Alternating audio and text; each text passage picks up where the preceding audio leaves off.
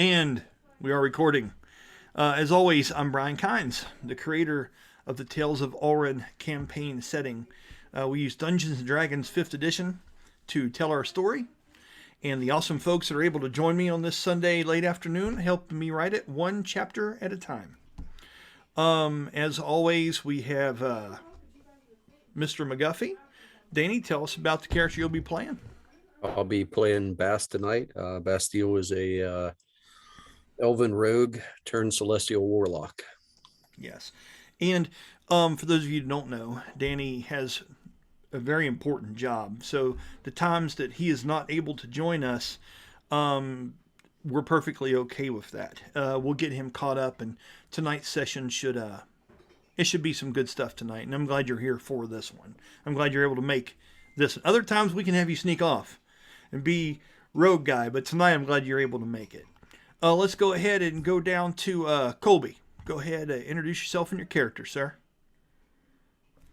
I'm Colby, and I'll be playing Killtusk, who is a barbarian / ranger, and he's a native on the islands we are currently at. And he is one of the last 5 remaining warriors of his tribe. Nice. Yes, sir. Good call. Okay, Bella, go ahead.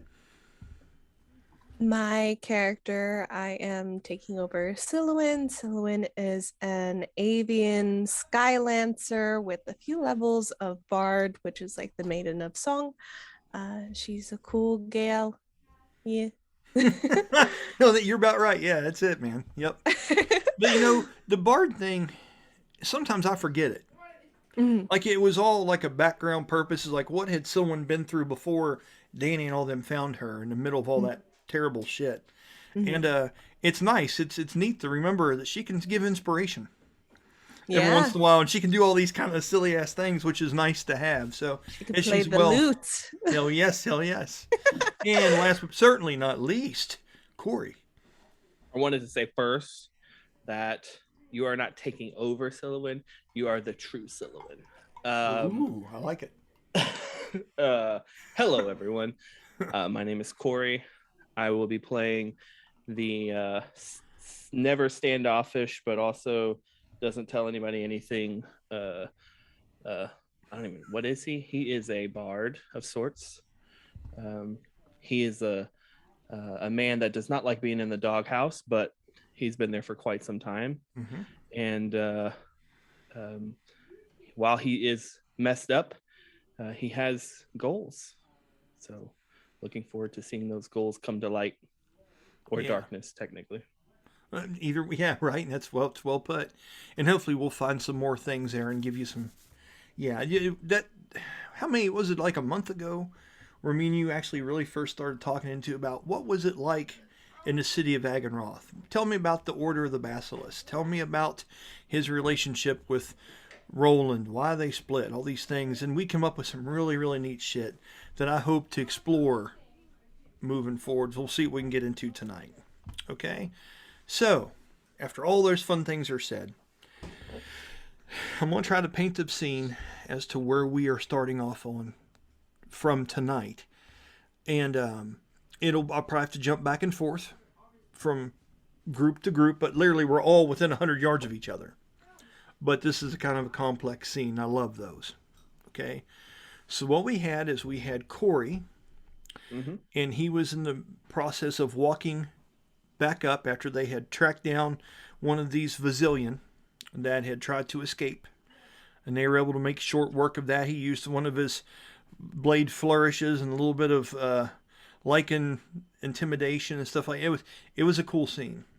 And now he's getting to get to know Baraxel, which is the steed or the animal companion of Karsu, the Atlati Scion. Okay? The Aztec version of Airbender, if you will, has the white over eyes, the painted marks all over her, the shaved head. It's an interesting kind of character that we've met there. We'll have you getting there and coming across the bridge, going to the hunting cabin in just a few moments. Okay, Corey? Then we have inside of this place, and there's one name I do need some help with in a minute. I don't have the proper notebook on me, but we'll get there. Brahmas, well, Merc was piloting Brahmas, and in the middle of this cabin, Silouan, still trying to recover from the 47 plus damage psionic blast that she suffered when she was trying to come down the top of this large, what was the name of the creature? Valkyrie. I remember some names. That's their name for the T-Rexes in this place, Valkyrie. And she'd suffered that blast, still having a hard time putting things together. You had just found out who Valimar was from the city of New Gemdar. I hope you remember that. That's a memory that you have. You will know that character when we go back to there. And you'd went over and tried to make a fire in this place, and it did not go well. And after that, and the head hurting, you'd went to Brahmas and you said, I just need the rest. Can I go to my chambers? And instead of doing that right in the middle of this place, and with the kind of hint, hint, wink, wink from Bastille, suggesting maybe that's something you should do outside. We don't want to flip people completely out here because they see Brahmas as an image of possibly and potentially some kind of deity here. Kiltusk has made mention of it multiple times, that there are stone statues and shrines that have been made and have been discovered in this region that look like Brahmas. Like they've even said they can communicate and commune with these things and gain ancient wisdom and knowledge from them.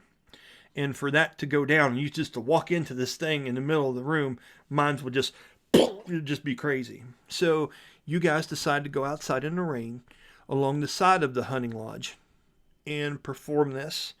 When you did it, we now know what it looks like. There's almost like a projection that shoots out of him from the different open parts of Brahmas, and they create almost like a lasered image. Like we described it like the Pink Floyd laser light show. When you see the laser tracing really fast and it creates the image in the sky, that's what it creates on the ground. It opens up a ground-like portal that leads right into one of those spiral staircases. As we've talked about, the inside of Brahmas looks like a vast, ever-changing and moving interdimensional castle. It has many different twisted stairways and solitary rooms.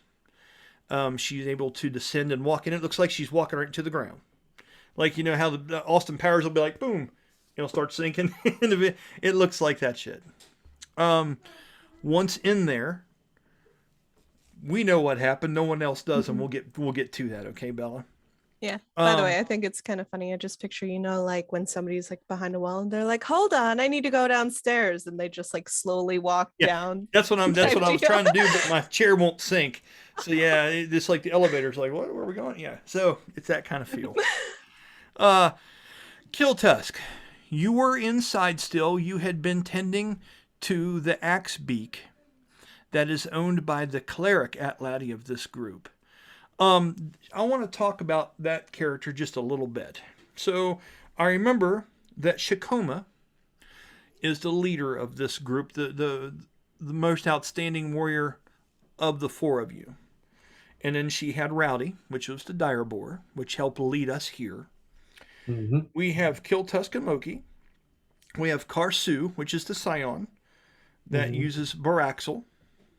And then I don't have written down what the cleric's name was. Can you tell me what that was, Colby? Rusi, that's right. Yeah. And did we give the Axebeak a name? I don't think so. Okay.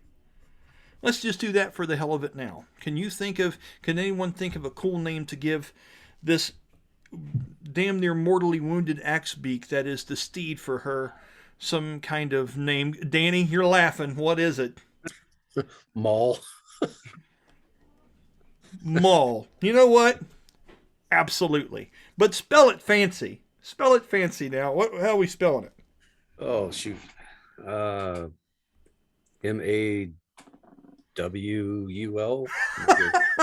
I love it.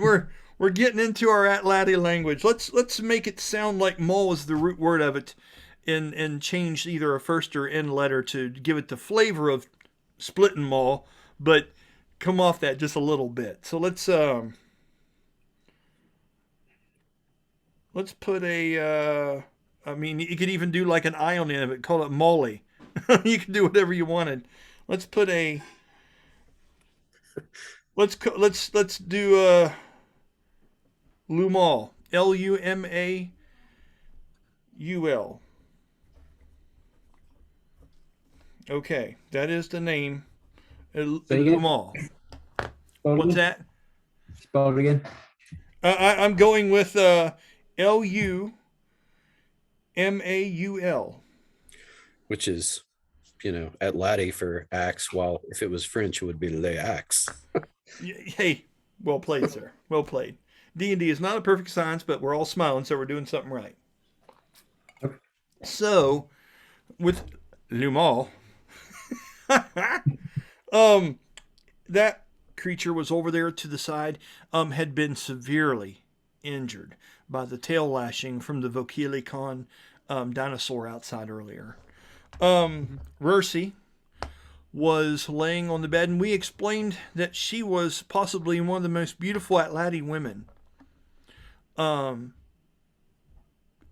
you guys have come in contact with or seen at this point. I described her as having this large feathered prehistoric type bird that hangs over her shoulders at all times. She has dressed in this ceremonial kind of like clerical robes, has a very smoky, low, slow kind of bassy voice. And she had made references and reached out to several of the people in the last episode. She spoke a little bit about things. What in that moment are you doing inside of the cabin now that you've tended to Lumal and you've tended to Loki? What is Kiltusk doing inside the space currently? Were you still inside or had you went outside, Colby? Do you remember? I think I went outside with Karsu, and like we end up seeing Corey coming back. Okay, so I will put you and Karsu standing on the front porch, the overhang with the heavy rain coming down, waiting to, and you're seeing them come across the footbridge towards the cabin. Okay, over on the side we have Silouan and Brahmas, Danny.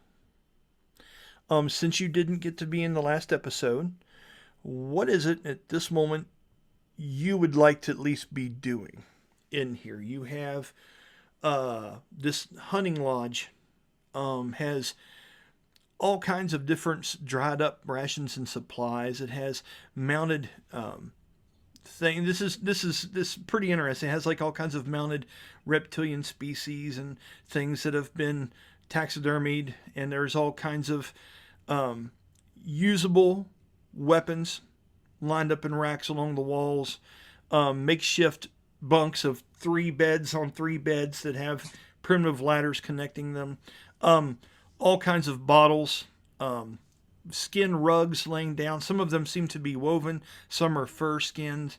There's a large fireplace over to the side that seems to be made to look like the open maw of a great creature, where it has actual bone teeth hanging down off the top of the fireplace. It look like it's the maw of a dinosaur. Is there anything particular you'd be looking for one to do at this moment? You were helping heal the Rursi, the cleric, the one that got that tail lashing and got knocked across. She was on a central table in the middle of this hunting lodge currently. What is it that Bastille was looking to do? After he had, because I'm guessing you would have used his pool of healing points that he gets from healing light. You did dive in a little bit, yes. So after that, if there was time, he probably would have went over by himself and tranced. Okay. As everybody else kind of peeled out of there, he would have made time to do the elven trance. Okay. We will do that then. Let's go ahead and move over to Corey. Okay? I think this will be the thing that kind of sets everything else in motion here. Okay? So, Darius. You've had somewhat of a philosophical talk with Baraxel as you're coming back from this hunt, and he's a very stoic, very disciplined, heavy-worded warrior type. And you got some interesting philosophy from him as you had kind of peppered him with questions like, why is it like this? This is why I'm really here.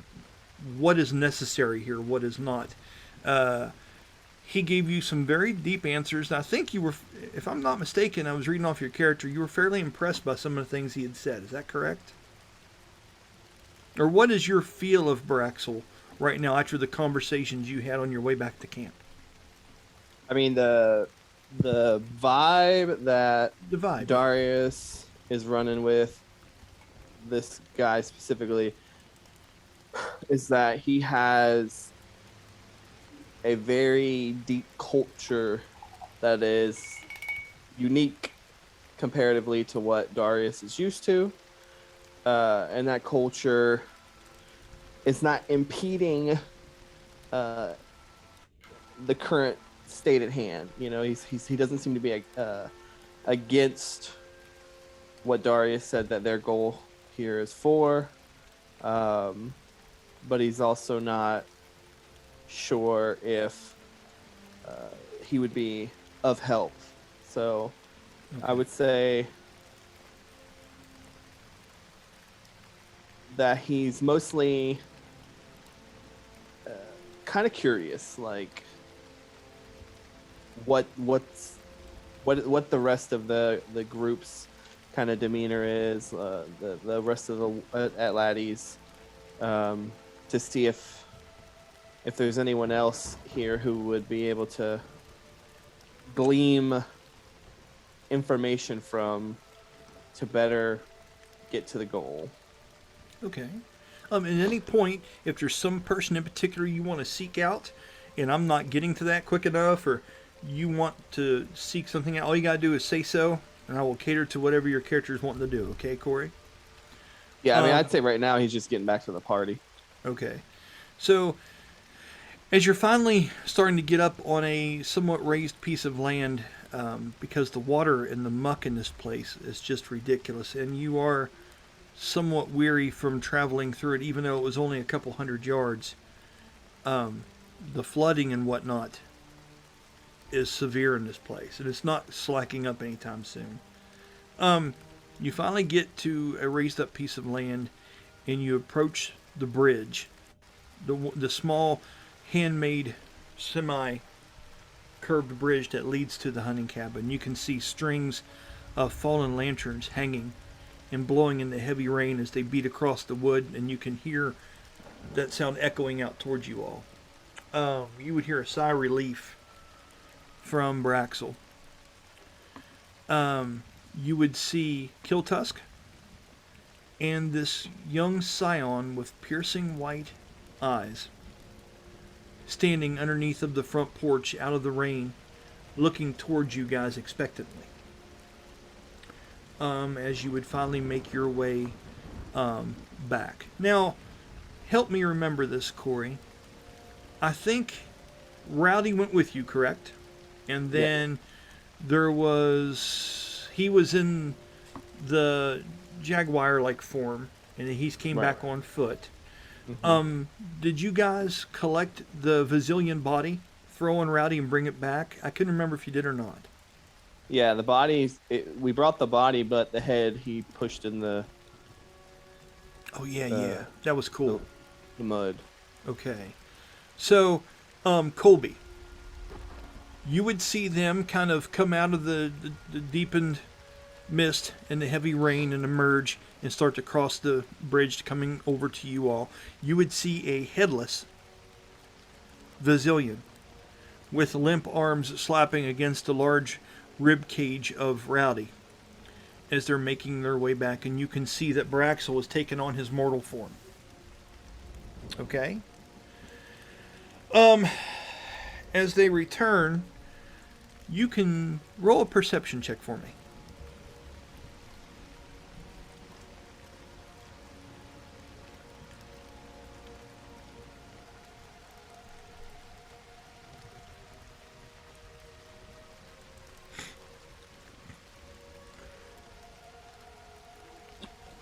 You're muted. I know, I'm just trying to do some math. Put your 25. hands up. 1, 2. Right on. 25? Mm-hmm. That's really good. You can see that they are covered in mud, at least from the waist down.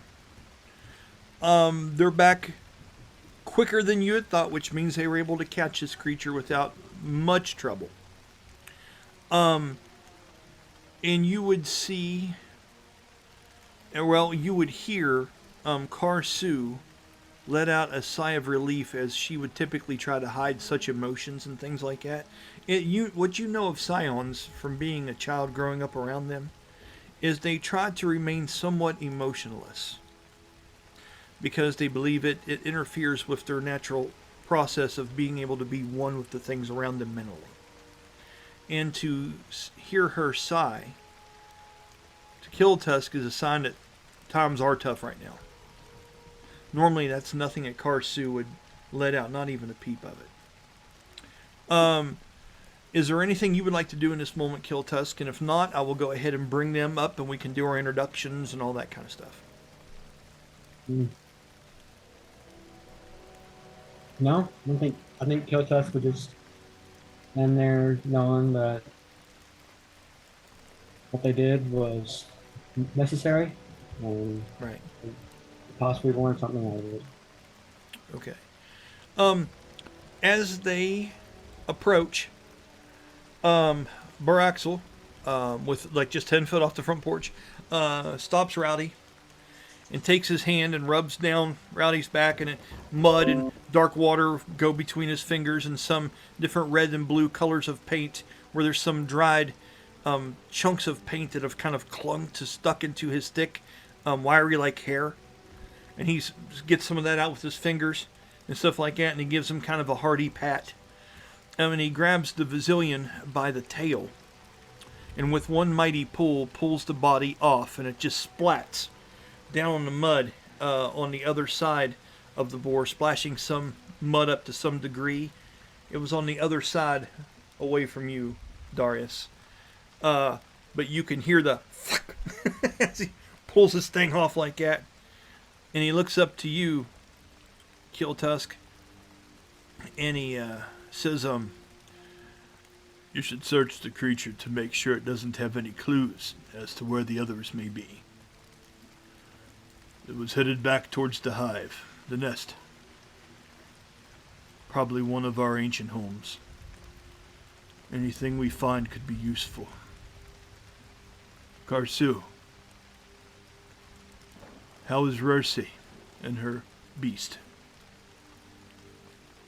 With that, the Scion speaks up and says, she is resting now inside. It would seem that the ones that have came here have blessed us and are helping to her healing. We need to discuss our next step if we are to survive this, Braxel. This was but a small taste of what they have, and we need to take this fight to them. We need to claim back Atlati lands. We're not winning this way. As he stands up and he walks up to her, heavy steps creak the boards as he walks up to the front porch, and he lays a hand on her head. And she kind of looks up at him, and he kind of scruffs a little bit and puts a thumb across her cheek and says, brave words.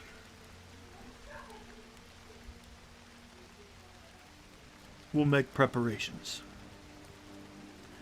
Rubs her shoulder and looks at you, Kill Tusk, and gives you a nod. And then opens up the door and goes inside of the cabin. Corey, with that, where would you like to be going? Where would Darius like to be headed? Darius would be looking for the party. I mean, I see Kill Tusk. Do I see anyone else? Just when he opened up the door, you can see that there's some lanterns that's been lit on the inside. You can smell some aromas coming from within. Even if the heavy rain, it just seeps out and penetrates pretty quickly into the outside.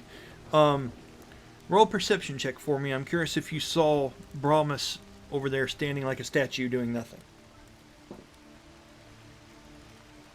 19 on the die, 23. Awesome. Okay. So along the side, you would have seen Brahmas standing with his back facing you guys, almost like a drunk person snuck out to take a leak in the rain or something. Like Brahmas's body is along the side of the building, just standing there stoically, not moving. Kiltusk is up on the front porch, and like I say, I've described the scene. So after he pulls the Vasilion and slops it down, he's asked for Kiltusk to search it, examine it, harvest what he can from the creature. And we'll get to that in just a minute, how that all works. And then keep this in mind, because this will be the process moving forward, so this will be a learning curve. And how Kiltusk processes dead people. It'll be good shit. That's the scene. I can just have you fast forward and go in. If there's some kind of conversation you want to have before that happens, completely up to you, Corey. Yeah, I'd say that Darius would probably, knowing that Kiltus is moving in to, inspect the body, that he would probably assist with that. So I would just stay out there and wait till that scene. Okay. Do me a favor, Bella. Roll me a 1d10. 10 means it is fucking raining hard. 1 means it's starting to let up a little bit. Yeah, Jeremy, you can't do it because you're not here. That's sucker. right. That's right, sucker. Yeah.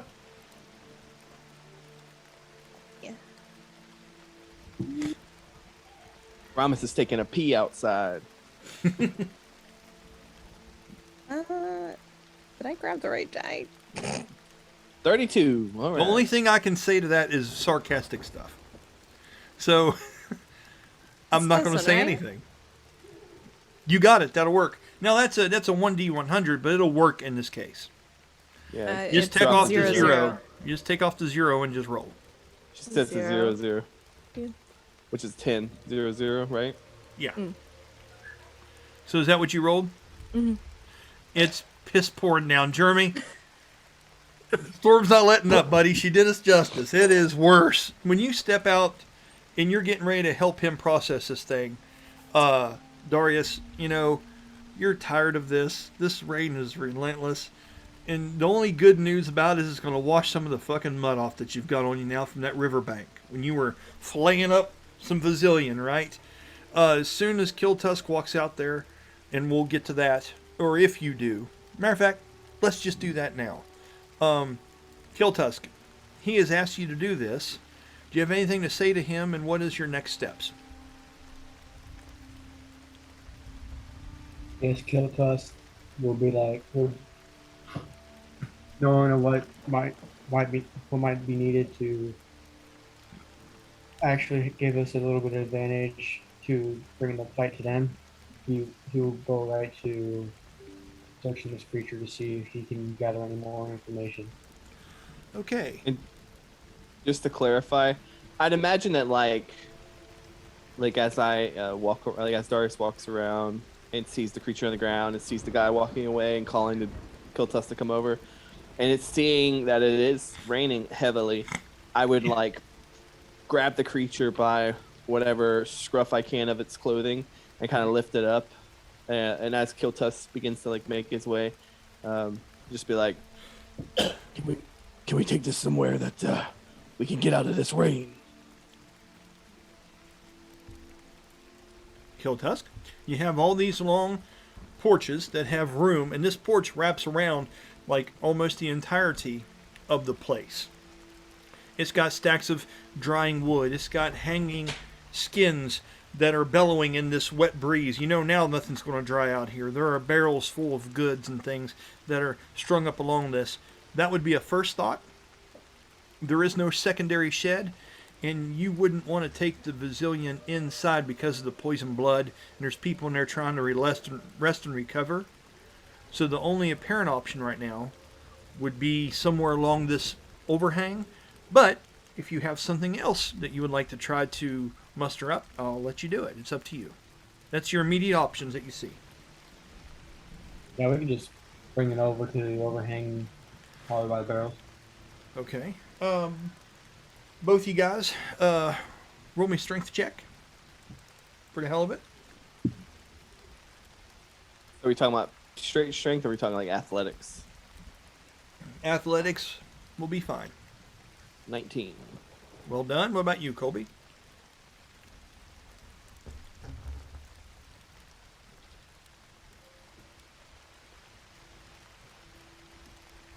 Eight. An 8.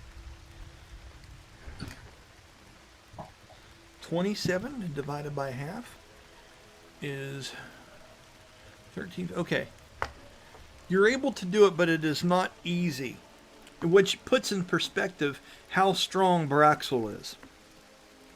When you try to grab onto this creature, you know, you fought it, you were able to cut into its neck because you had that thin, pale, like yellow underbelly, almost like a crocodile has a different kind of color along its chest and its neck, and you're able to get in there. But now that you're getting a hold of this creature and you're pulling it and moving it dead, these things are heavier than a normal mortal.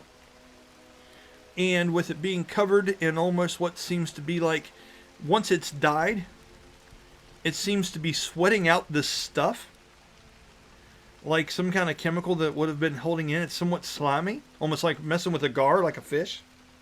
And it's difficult for you guys to handle, but you're able to slosh through the heavy rain and what mud is around the outside of the steps and get it up onto the front porch. With just a little bit of basic clearing, you're able to make a decent sized spot there to investigate, chop, slice, and dice, or whatever the hell Kill Tusk decides to do. Now, understand that this is going to be more of a... Darius, you're there to assist and help. Is that what you're saying? And kind of just seeing what Kill Tusk gets into here? Or you want to take the lead on this? No, so out of character, the gist is I have a few questions, like just some basic ass questions to see what Colby can muster up. Okay. And then, no. No, it's all good. It's all good. I like Darius has some basic questions, and then wants to more fully search the creature. You know, I searched a little bit to get those things I got, but just wanted to make sure if there's anything else. Okay. Not And taking lead now. And now Baraxel, he saw you take these, correct? He saw that you found these, or were you trying to keep a secretive? I'll let you have fun with it. It definitely wouldn't have been a secret. Okay. I plan on bringing it up when I go into the room with everyone else. Okay, cool. Thank you. Yep. All right, Colby. So, you are this character. You are an Atlanti warrior. You have done battle with these creatures before. I'm going to have you do me a nature check. Okay? And when you roll that, that's going to tell me how well you do as far as performing the barbaric autopsy of this creature. And when you roll that dice, that's going to tell me how well you're able to do what it is you want to do. And it's also going to give me kind of a limit as to how much I'm going to describe to you. Okay, things maybe Atlanti warriors have done in the past. I'm going to paint a picture based on this nature check. Okay? Do you want me to do my questions after you give them the gist of that, or Yes. before? Okay. 10. A basic 10. Mm-hmm. Okay. You have proficiency in that, right? Nope. I don't think I do. Yeah, it's wisdom, isn't it? Oh, it's intelligence. Nature checks intelligence? Yeah. Okay. Yes. Okay. Do you have Vasilian down as a favorite enemy? I should. Because I'm good with the 10, but, you know, you need to start thinking about, is it really? It's up to you to try to convince me. If you're good with that, then that you could have rolled a 2 and I'd have been fine with it. It all plays out, sir.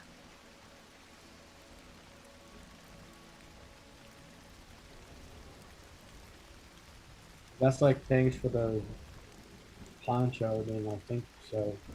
Can I? Because I'm not assisting. Because I'm not helping him like carve into this thing. Because I figure this is a him thing. Right on. Right on. But as a bard, because I would be conversing. Like my thought was, I envision know where you're headed. Darius standing near him and kind of conversing with him.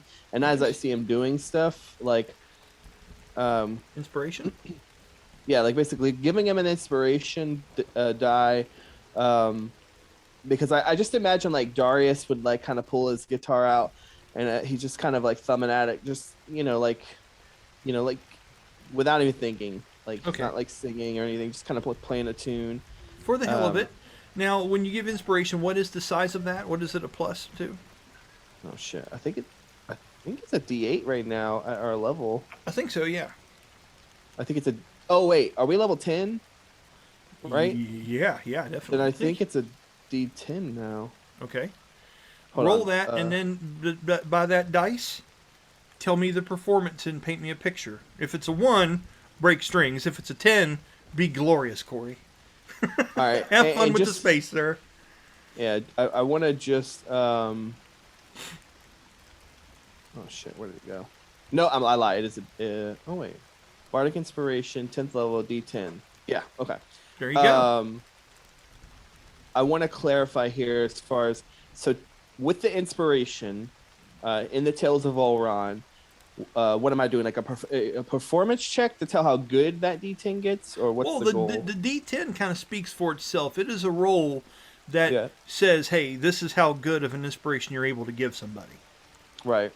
So, now normally, when you give inspiration, that means they get a D10 that they can use at some point throughout the day, right? Correct.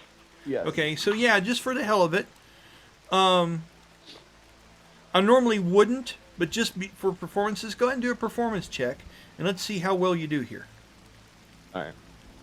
So Darius pulls out the guitar and like I said, he's almost unconsciously strumming a tune.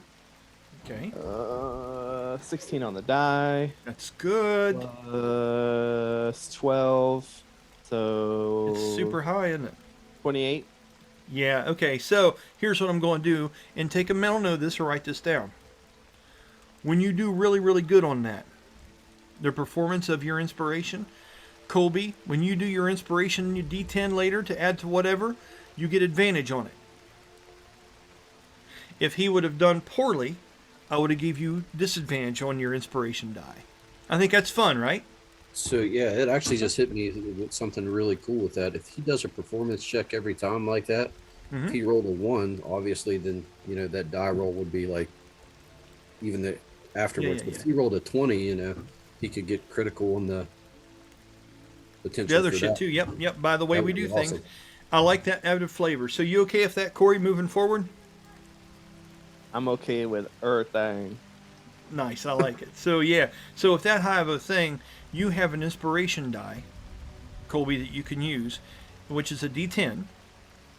It lasts for how many hours, Corey? No, it's only like 10 minutes or something. It's like a quick thing. So Okay. but you can use it on a skill check.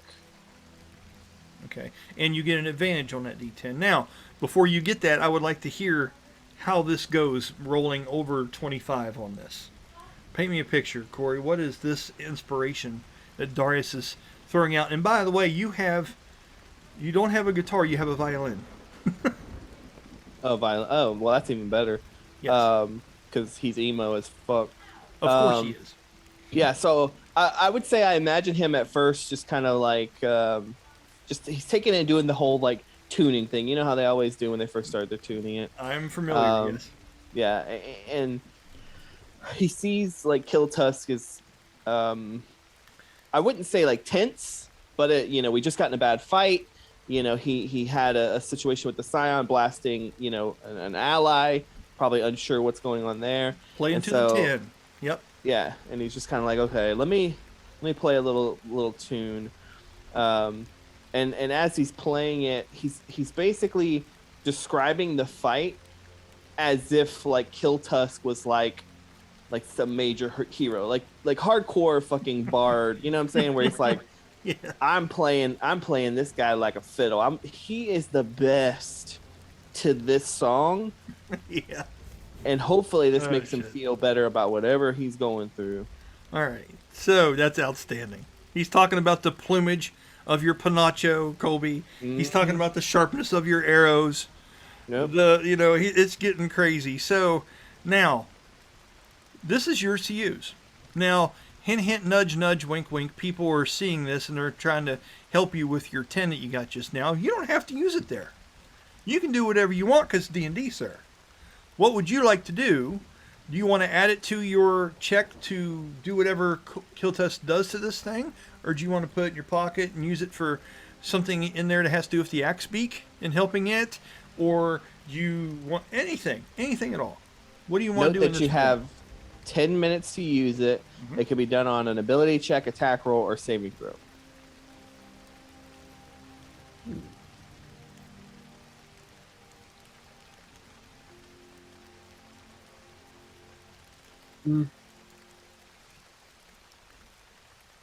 Right now, I know the axe beak is all she needs is rest right now. Because me and Lucy helped on it. I think I'll use this D10 on this. Bazillion? Mm-hmm. Okay, good deal. Roll your D10, and you get advantage on it because he had such an amazing performance.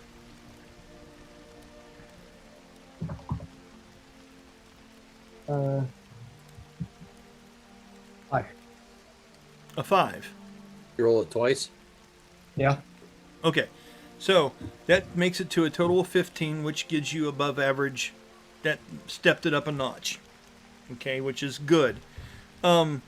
Here's what I can tell you with a 15.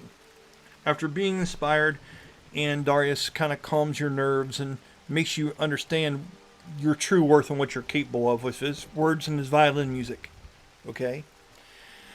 By the way, Danny, inside, you would hear the violin and the voice of Darius performing through the walls. Okay? Over the rain, subtly outside. Okay? React to how you want in just a minute. You know that the poison blood of these things can be used to make an anti-venom. Colby. Okay? You also know that the hides of these things, a lot of times, the Atlanti warriors would take these hides and make cloaks out of them to camouflage themselves as Vasilian laying in wait when they would trudge through waters so they could go up and attack their own kind. Because sometimes it is as a protector as far as smell. It also makes waterproof stuff. Their skin and their scales can make things that help with sails for boats at times. They help with making satchels and things of that nature. One major use is that Vasilian will scare off certain creatures, and you have never made a Vasilian Panacho before. But if you were interested in doing something like that eventually on down the road, this would be a good chance to do that. So with a 15, those are the things that you would find necessary and you would want to do with your initial nature check going through and harvesting on this creature. Okay? Okay. So now the nature check itself is the harvesting part. Okay? And with the 15, here's what you were able to find. Okay? You would have been able to get the poison gland and take care of that stuff, but the head was decapitated. And most of that seeped out and is gone. So you won't be able to make any kind of anti-venom from this creature. Okay? But around where the sides of the neck were and the soft tissue and stuff like that, you were able to harvest some of that. And what this does is these make these interesting kind of like masks. So when these things expose this acid-like shit or this poison spray that they do, you can wear through these, and these makes it like a breathable covering. So if you have these on at the moment that thing blows that poison breath at you and shit, it will give you bonuses to save versus it. You're able to conjure up enough material to make at least 2 of those. So keep note of that. Okay? As far as what you find on the creature with a 15, this was the sorcerer one.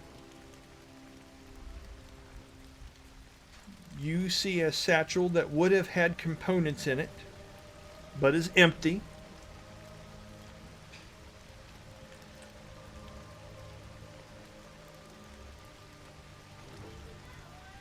I gotta check something real quick.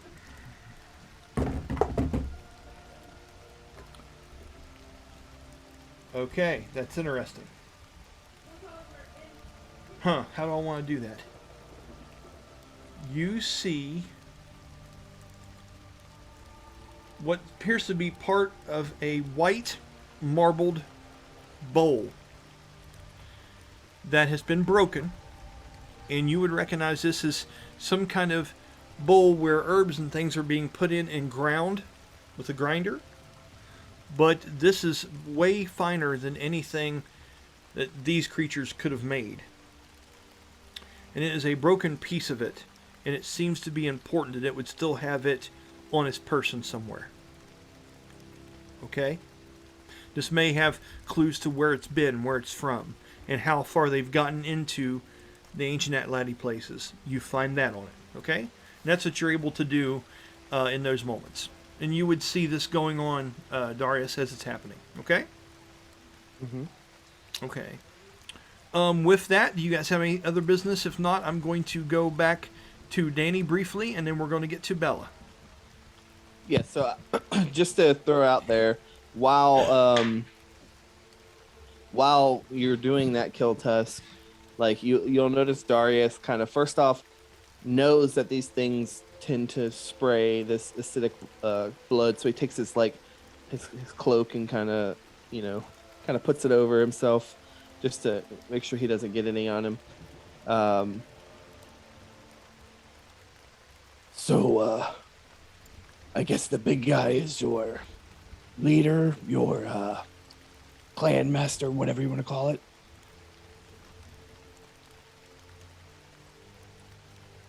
Kyotas will reply saying, no.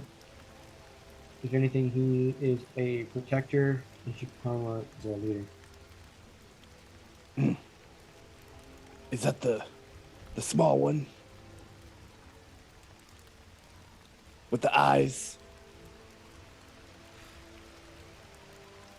Shikama is the one that was met when we got off the boats.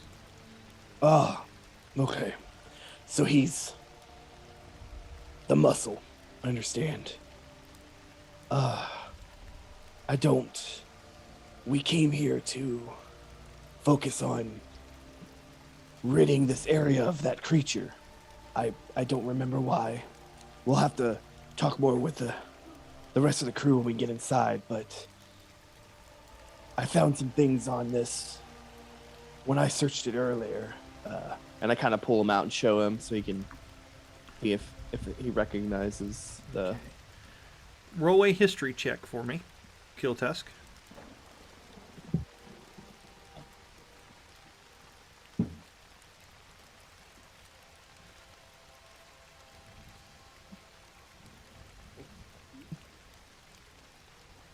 $17. You do not recognize these, but you have a feeling that Rursi would be the one to know.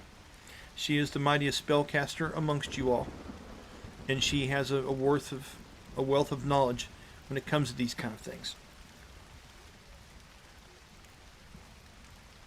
Okay, then Kiltusk would shake his head at Darius and say, I do not know what these papers say, but Karsu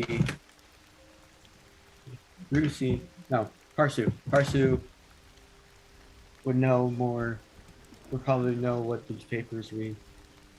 Now, Karsu is the Scion. Karsu would not. Rursi, the cleric, would. Oh, I think... Okay, I got mixed up. It's okay. It's all right. So kind of like...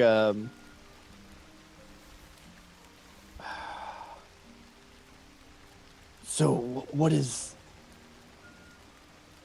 this feud that your people have with and it points like at the body? These creatures, they seem to be intelligent enough to have a language, yet this one, before he lost his head, mentioned that you all have taken their land. Colby, you can improv here. You can roll for history, whatever you would like to do here, bud. We've talked about it quite a bit, so it's all about your comfort level. What do you want to do? Kotask will reply to Darius' questions, Go ahead. saying that when this bird came back, a good war happened between my tribe and another, and the other different culture tribe, and fought against us, and we were dwindling already, and the Brazilian saw their chance to wreak havoc on us and make this land theirs, and we need to stop that in order to even have a chance to fighting that bird again.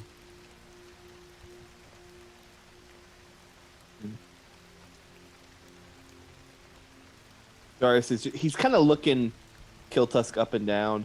I guess in the sense of trying to see, does he seem like he's hiding anything, or Roll insight. damn, these dice like me today. 15 on the die plus 4, 19.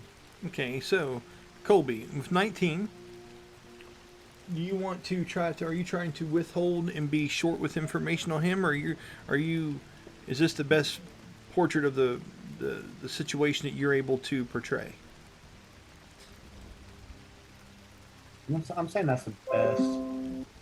Okay.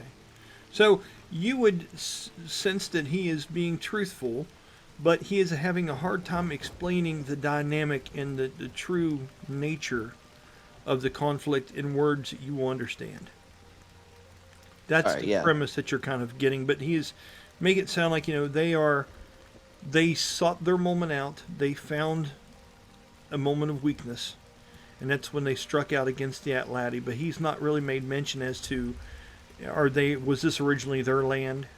He's not mentioned anything of that nature to you.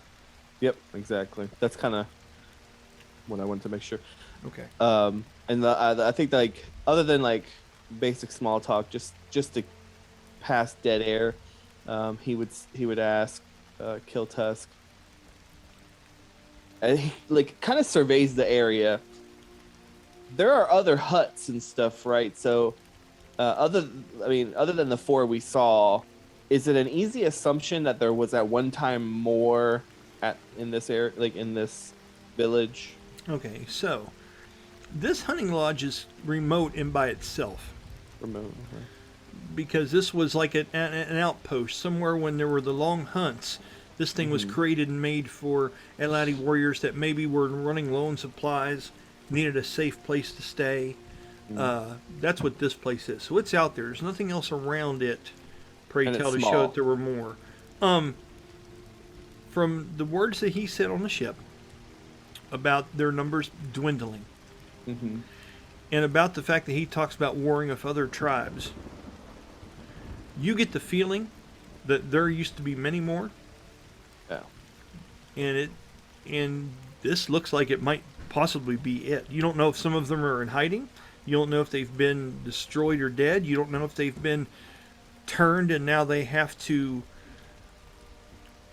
play it being another tribe just to survive all this. But he's making it sound like the last 4 true ones are right here in close proximity. Yeah. So I just want to make sure I wasn't meta-ating anything from other conversations we've all had. Nope. Because basically, I kind of look over the area and look back at Kiltusk. So, is this the final standing ground? Is this where you all decide, as your friend said, whether you take the fight to them or whether you let them come wipe you off this land of yours that he says that like that last little bit, like kind of questioning, like obviously questioning. So like Yeah. you can tell Kiltus like he, it seems like he's probing you. Mhm. How do you respond to that, boss?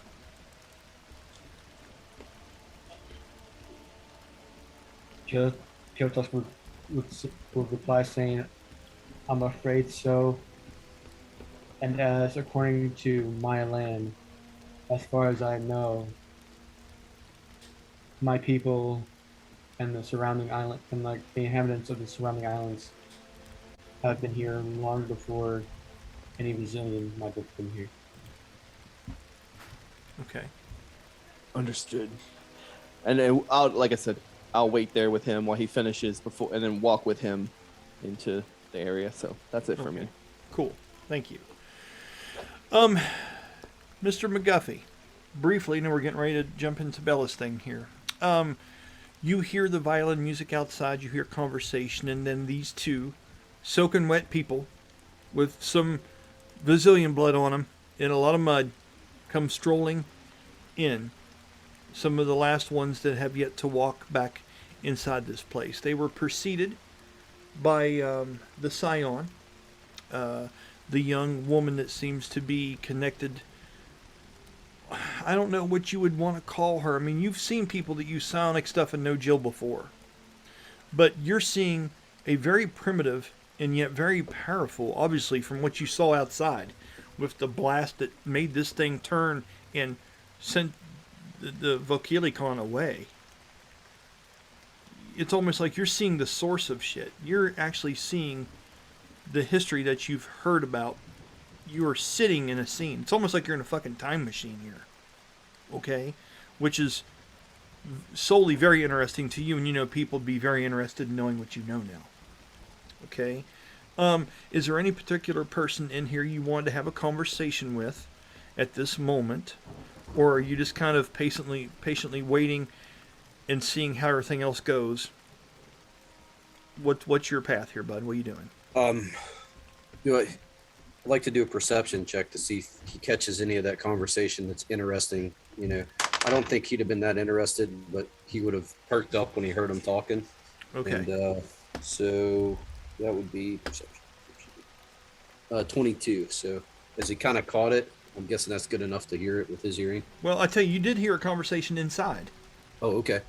But you did not hear one outside. And this with you said 22? Mm-hmm. This is interesting. Shakoma would have seen, and I'm going to go ahead and put her kind of in here and walking around checking things. Now, you remember, did I describe Shakoma to you before, Danny, what she looks like? Yeah. She looks somewhat like an Atladi warrior like paladin, a very tribal paladin that is adorned with things that makes her look like she's wearing armor that represents some kind of great creature. With the scales and the fangs that hangs off and the headdress, she is a very strong-looking woman of high cheekbones, the darkened kind of skin that Mesoamerican, like Mexican ancestry have. Big brown eyes, large nostrils. She has a very strong sense about her. And she constantly kind of walks around here. And when Brahmas and all them went outside earlier, she took it up and went ahead and started making a fire over there. She saw that Silwyn was not able to do it. Okay? So she's got a fire going in that downtime. And as that's happening, you see Rursi, which is slowly being nursed back to health, the cleric, laying on the table. And when we described her earlier, you weren't here the other day, I mentioned she's very beautiful. She looks to be about in 40s. Okay? A very tribal mystic look to her. She wears things that makes her seem like she is dressed up to represent something avian to a degree.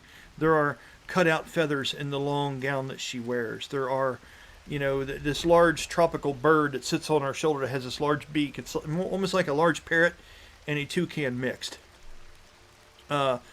She has things that are very similar to that. She has on a very elaborate circlet that's beautiful.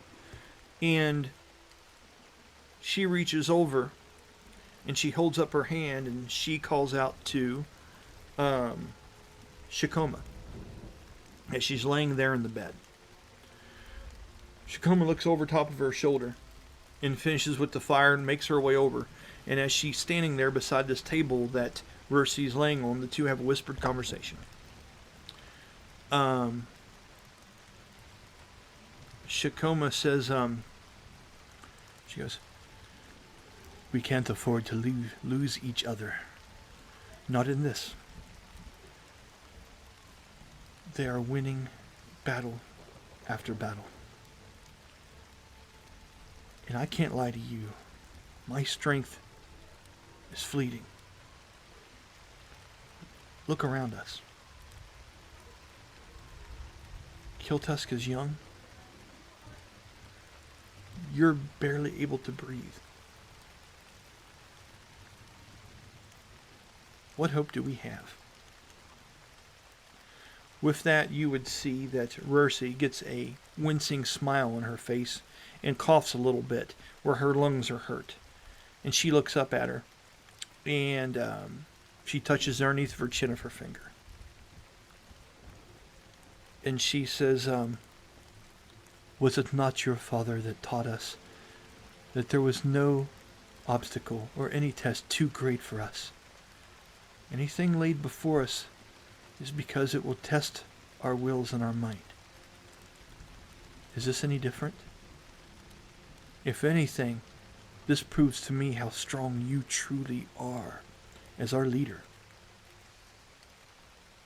Do me a favor. I want you to roll 1d20 and a 1d4, Danny. Tell me what you get."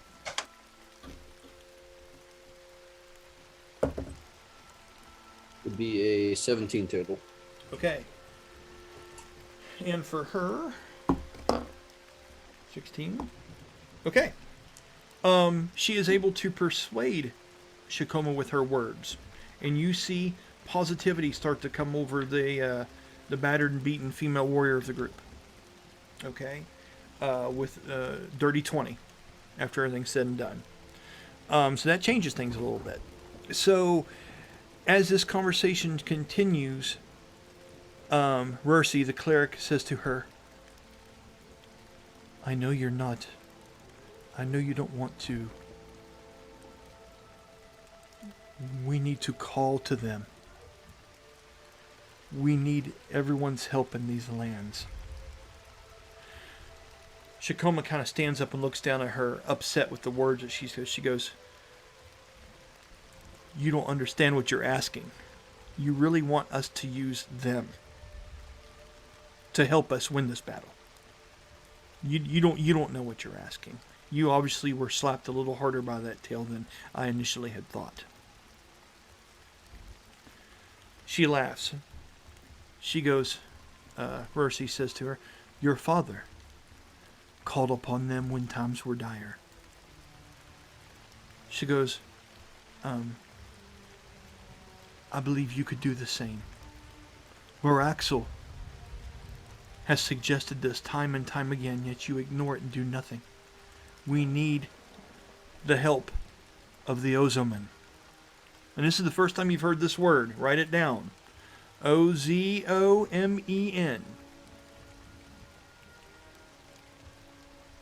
Okay?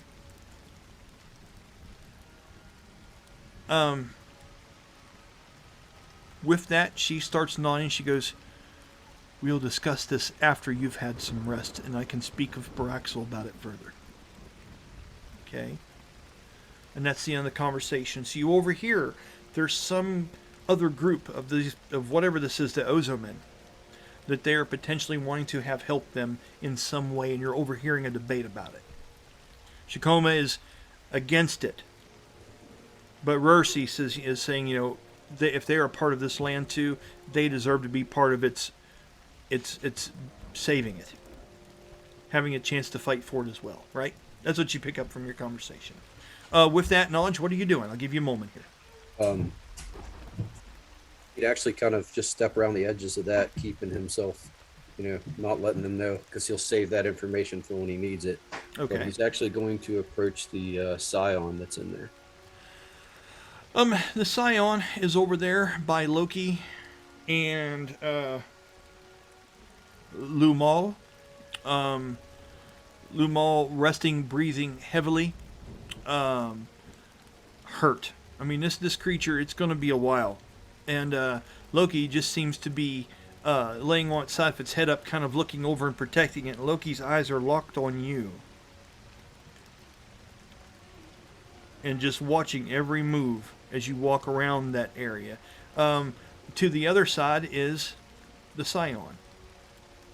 And the young woman seems to be resting, comfortably sitting on a fur that she's bundled up around her feet, and is looking to the bird and seems to be muttering some kind of words under her tongue.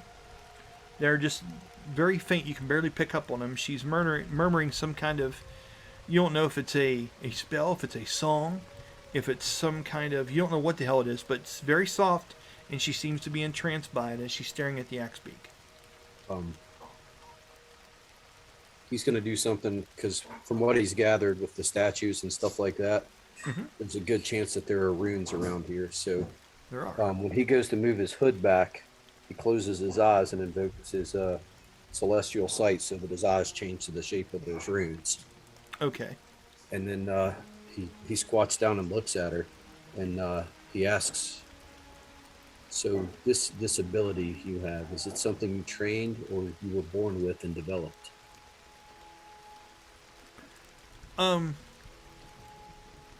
As her lips continue to move, you hear a voice in your head. Interestingly enough. The voice would sound like the sounds like that low whispered voice that you've heard. Or that high whispered voice that you've heard before. And Karsu would say,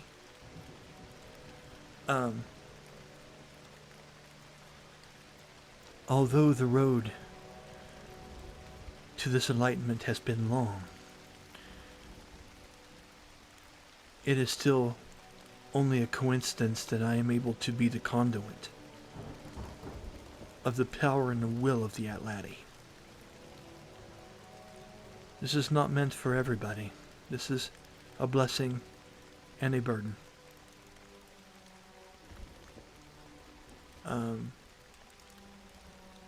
She says, let me see.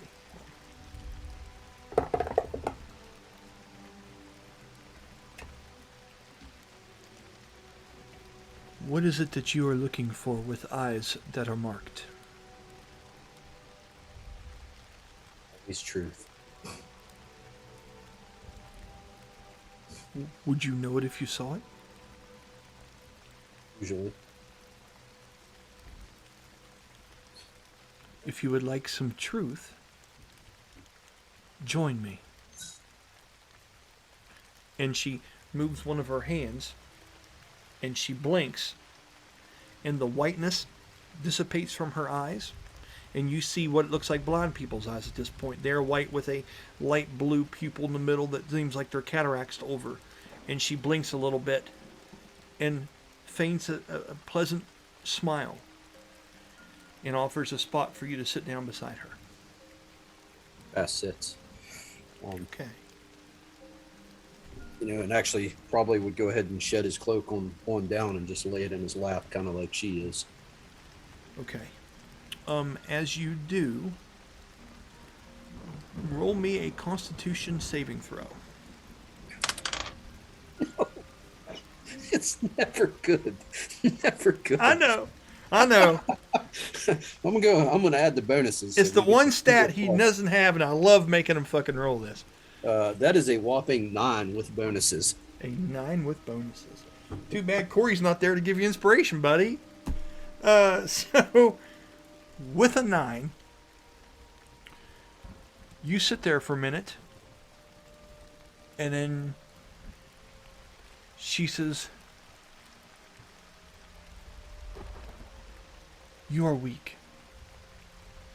I will show you a truth, but only one singular truth. Since I feel you have come here to help in some way.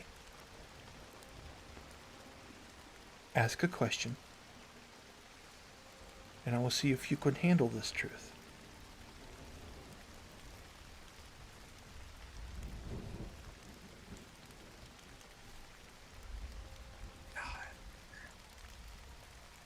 Hey, ball's in your court, bud. This goes back Yeah. and forth, sir.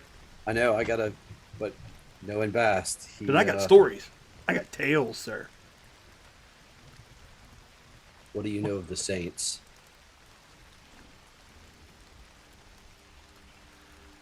The Saints?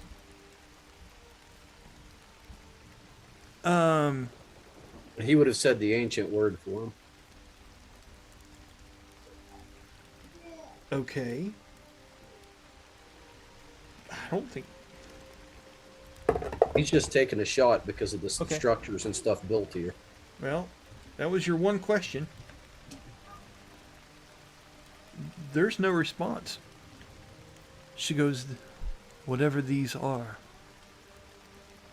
they are a creation in the new world and have no domain or presence here. With that, you take 1d6 psychic damage. And you feel a pulse of a headache. As you can see,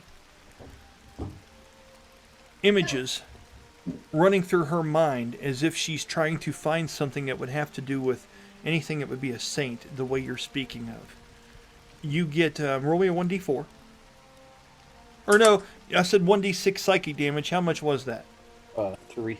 3. You get 3 images. 1 per each psychic damage. I like that. The first one, you see an ancient aqueduct that has flowing water running out of it. It is tall, elaborate, covered in undergrowth, in very high up off the ground. And in front of that, you would see, almost like when you see like the 2 marble lions in the front of someone's stone driveway, you would see 2 large carved structures of things that look like primitive Brahma statues. On the insides, as it seems like you zoom into this place, you would see dimly lit torches. And you would hear shadows bouncing off the walls in a Vasilian-like, lizard-like voice. You feel frightened inside this place for just a moment. And you would see broken clay pots in jars all around, and you would see the remains of a fallen Atladi warrior that had been just devastated. And then from that, you seem to wisp down, and your vision takes you down to a corridor where you see a grand white marbled floor that has water running in between it, like man-made aqueducts with little land bridges that look very similar to what was out in front of the shed, or the hunting lodge. And as you go up, you see what seems to be the large statues of this Quetzalcoatl.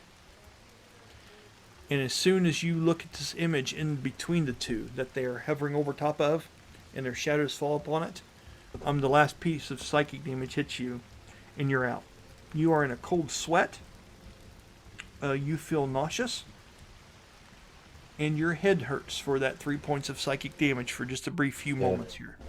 Okay? He goes, of course, the structures were before the Saints. What was I thinking? Grips his head a little bit, and he's like, the aqueduct. But he waves his hand, and when he does, he casts a minor illusion and does the 2 statues. It's like, what is this?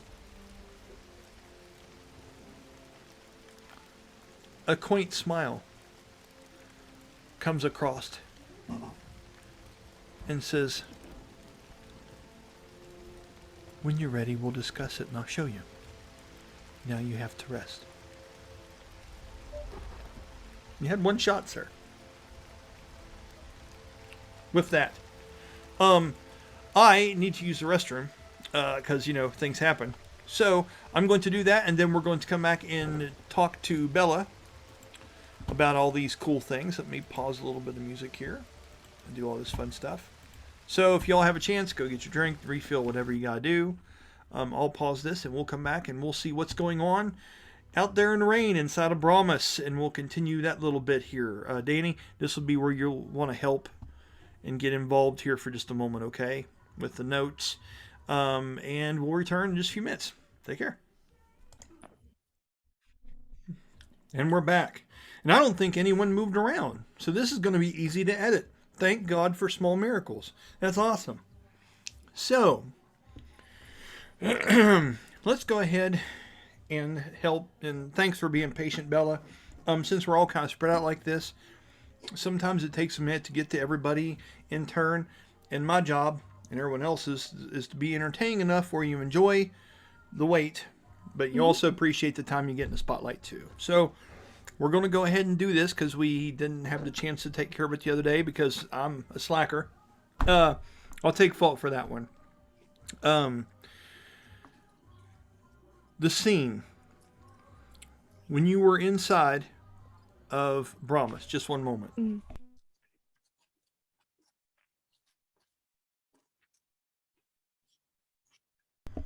The family's upstairs watching a Disney movie and it's starting to intrude. I had to ask them, hey, let's turn it down just a little bit. All right. So, the scene is you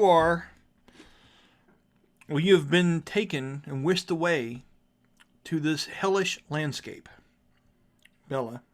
Mm-hmm. And you could smell the fire and brimstone as you were traveling down into this other dimension. You're not even quite sure. You've heard rumors of places like this, but to actually be here and seeing a battle going on around you is a bit overwhelming. I'm curious about her mindset in light of what you're actually looking at. Like, you've written songs about things like this. You've heard the mains sing praises that things like this never come to be. And here you are standing beside a very weakened Merc.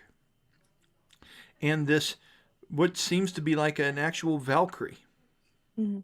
A warrior maiden by your side. And fighting and getting ready to take on some kind of evil, dark army, practically, of these warriors.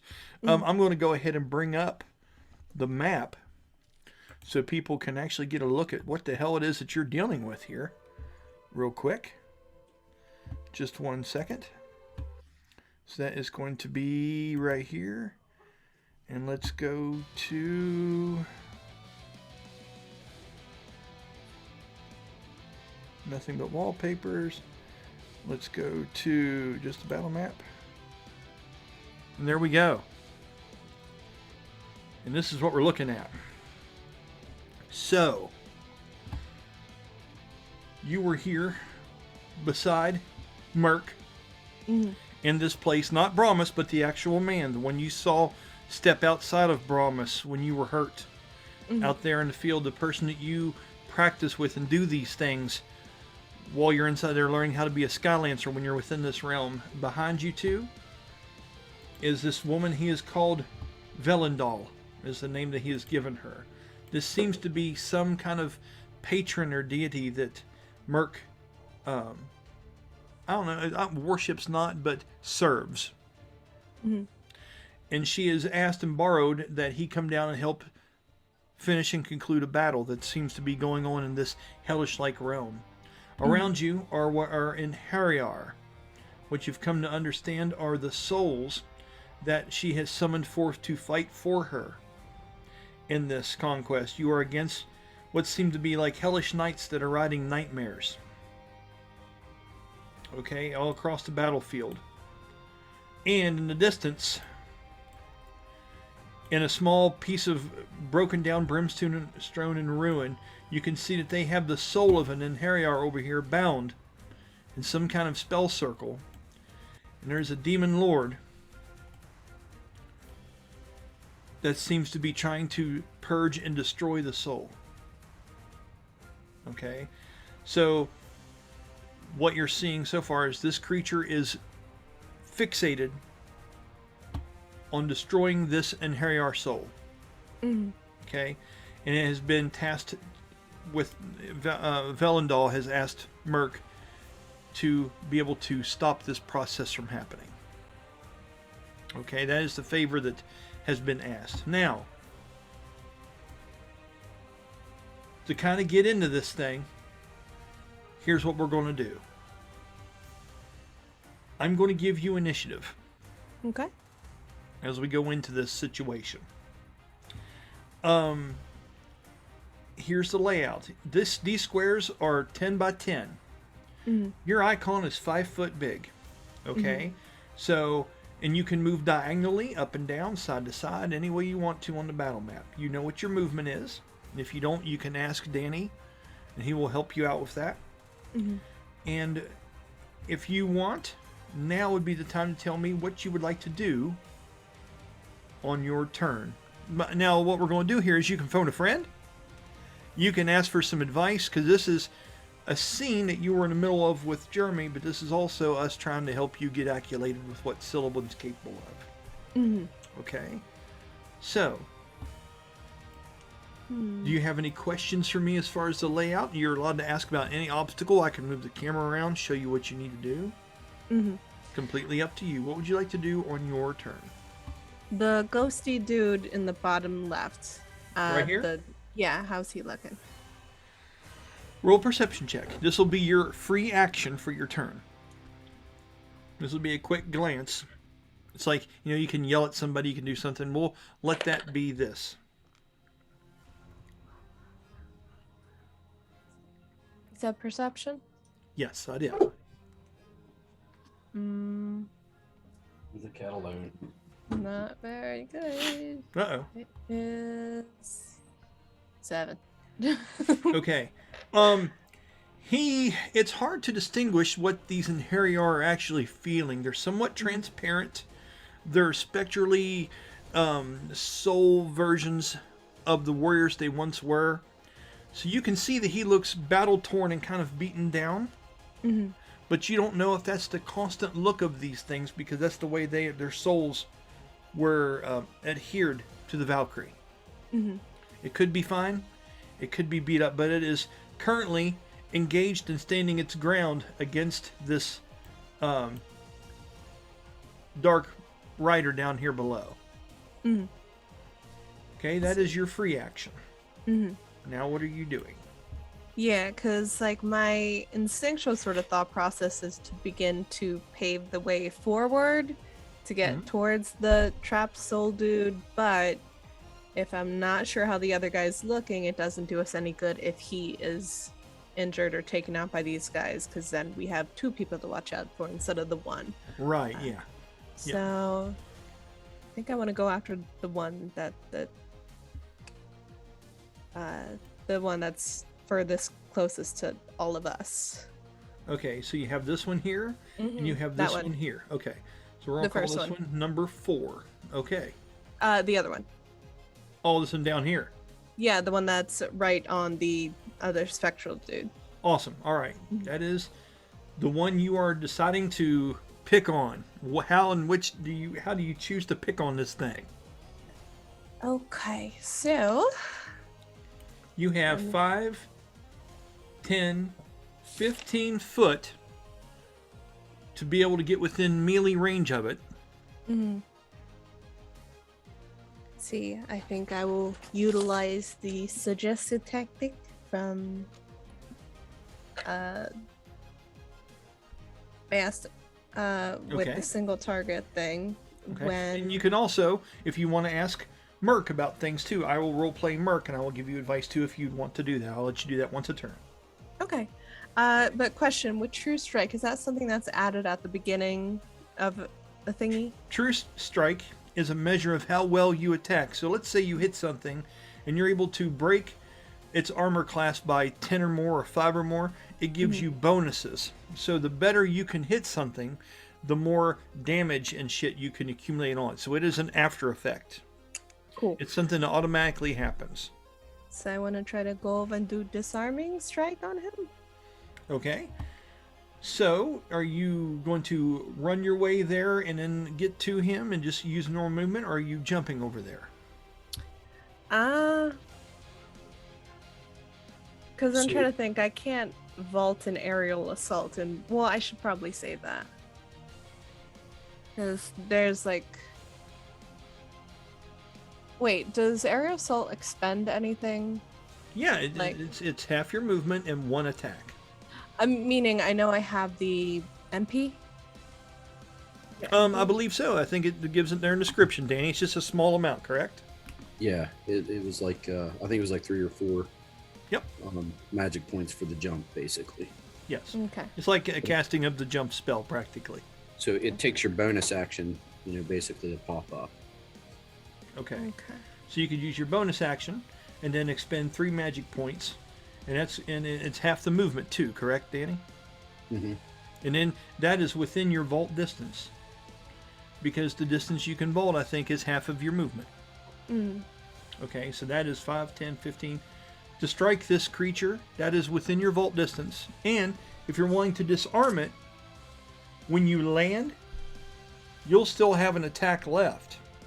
Oh. Because okay. you have more than one on a turn, you could use that to try to disarm it once you see if you land the vault or not. And I have full magic points at this point. You do, yes. So and what mine I would is say, 76, right? Yep. so to give you another idea how to flip that with your abilities, Hmm. I would throw my lance first using a combo attack. Mm-hmm. Okay, so So- kind of like the advance thingy. Yeah, So so, you what can- you want to do is, because you'll gain an attack out of this if you Mhm. land them both. You throw your lance, as you vault, your lance returns, you come down using that as a disarming strike and the aerial. You combine those two. So you come down, hit it, and then if you land both of those, because each one of those Yep. gains a bonus, then the third one is Here's the branded. thing, Danny. You're right. Let's go through the motions. We don't want to do the most perfect, mind-boggling thing. Let's just get through the motions of going through a normal turn, and we can refine it later on down the road. We just want to get her through the paces. Okay. Okay? She's wanting to jump, and she's wanting to do a disarming strike on it somehow. So, is I that do how like you the idea of the throw lands, vault, return, and Okay. go down thingy. So go ahead, if you're wanting to do that, go ahead and roll to throw the lance first. This is going to be 15 foot, which was in your range to throw it. This is going to be an attack roll, 1d20, plus your bonuses. And you know where those are on your character sheet. Think so? Yep, you'd follow where your weapons are, go all the way to the right. And it'll say your damage bonus. 4 and plus your- 4 plus 4. Let me think if that changed. and that's totaled at the end for you on the right. All That's those the- little bonuses are totaled at the very end that shows you exactly what your bonus to attack is when everything's added together.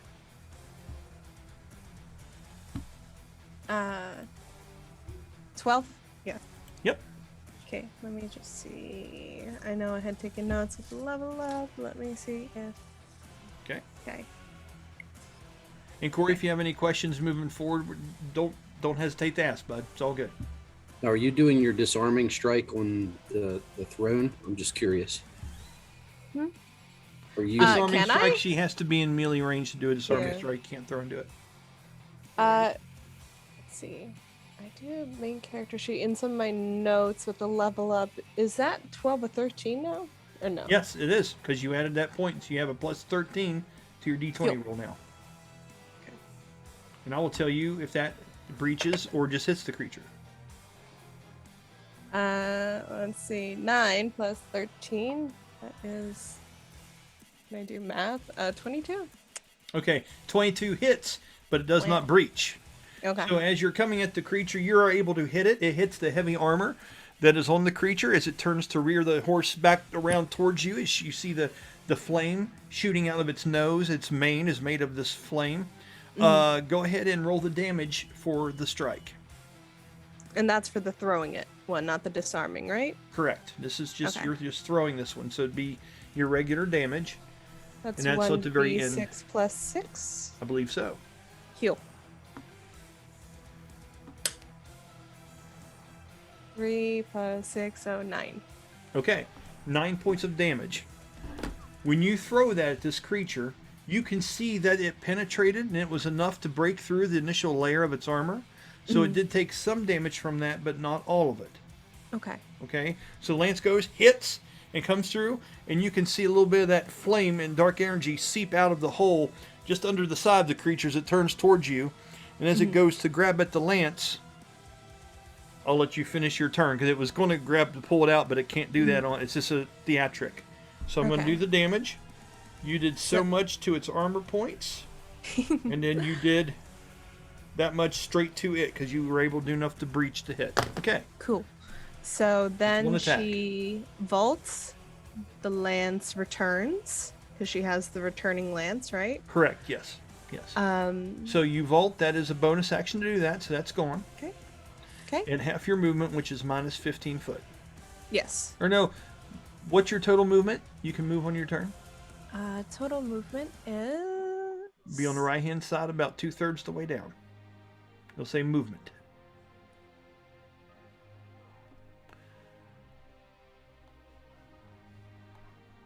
Dan, do you know what it is?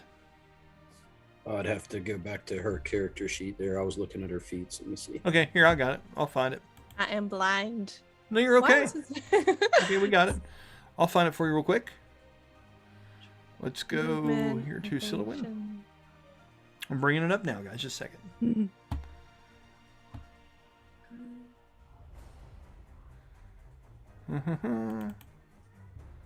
Okay. And now I'm going to open said character sheet. I have my notes done. I need to physically update it. You're all right. Here we are. And now I have it. Yeah. And then is loading.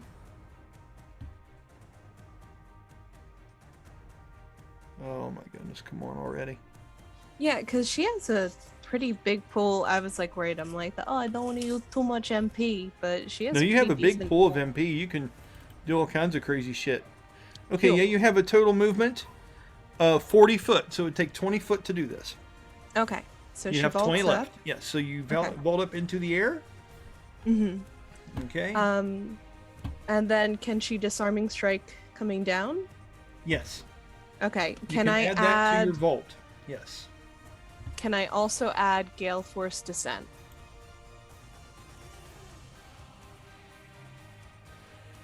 Yes. In the description, Danny, of the Disarming Strike, is it just something that she adds Oh, for a Gale normal Force. attack once per turn? But it Yeah. doesn't take any extra thing to do that. It's just how she uses it, correct? Once a turn? Right. And So the DC Gil- is Then you can do that. You can stack that up if you would like, yes. 10 plus the total damage of the attack, which is really good for this.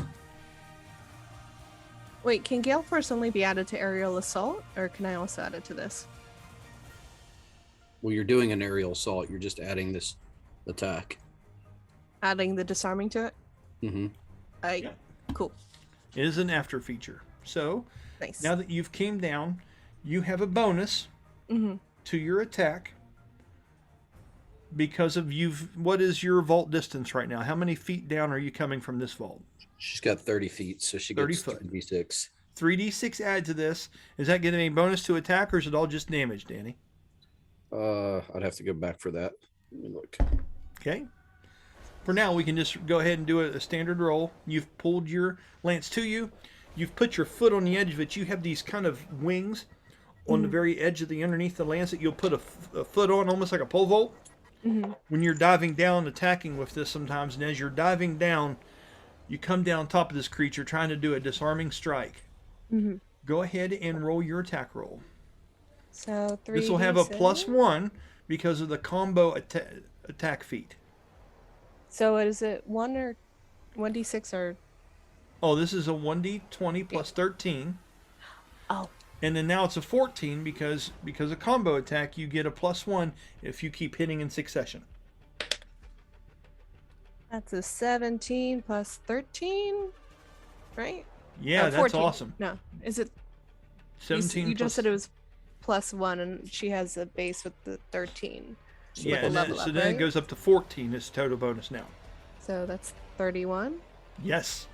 That is a breaching hit. Okay. So instead of hitting the armor, when you come down with a hit that precise, you find a opening in the creature, and coming at that area and at that velocity, I'm going to say it's over here around where the powder run and the shoulder connect. And you're able to come down with the lance deep. As it was reaching, as you stabbed it in the side from throwing it the first time, you heard "Ugh!" And he goes to grab, and as he starts to pull it out, it just disappears out of existence. And as he's confused and he's looking down around like this, you see that opening from the sky. You fooled him. You've distracted him. And as you're coming down, your foot on the lance, holding well, you come down and you're trying to hit that arm that's holding that lance at its side, so he'll drop that thing if you're Disarming Strike. Danny, read Disarming Strike. See what I need to roll to hold on to the weapon. You have to make a strength save, 1d20 plus his strength bonus against 10 plus the total damage of the attack. Okay, which is awesome in this instance. The more damage you do on the Disarming Attack, the harder it is for the person to hold on to the weapon. Makes sense, right? So to disarm on a vault is peanut butter and jelly. It is using shit smart. Because that just makes sense. You get what I'm saying? The harder to hit, to be like, ah, yeah. So, you're doing 1d6. Okay. Okay. You're also doing 3d6. An extra one for every 10 foot of your fault. So that's 4d6 plus 6 so far. The first d6 was 5. Got it? Yeah. Okay, 5. 4. 9. 5. 14. 1. 15 plus 6, because that's your damage bonus, basically 21? for everything you do. Is it 21? Is 21 points of damage so far. Now, did you not say you wanted to add something else to that? Yeah, I wanted for her to do a Gale Force descent, which is I can spend the 5 MP and add a burst of force energy to either their immediate location or the area in which they land when Correct. performing an aerial assault. Inflicts 2d8 force damage. Yep. How much action does that just take an attack? Because I thought that was a major action to draw. No, it's added to. It's almost like a Paladin Smite.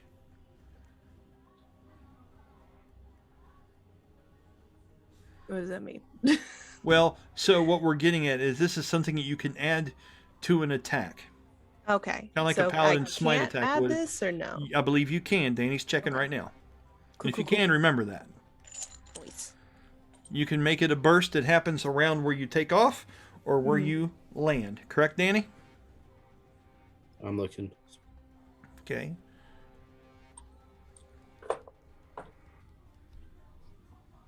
Okay, I see. This is the Gale Force Ascent Descent. Correct. Ability. Yes. I think there was another Gale Force listed. There I is. was looking at Gale Assault. Okay. Right. This is different. So she gets to add that 2d8 on top of this for what's the cost of magic points, Bella? 5. -5. So far you're at -8. Go ahead and add 2d8 onto that attack.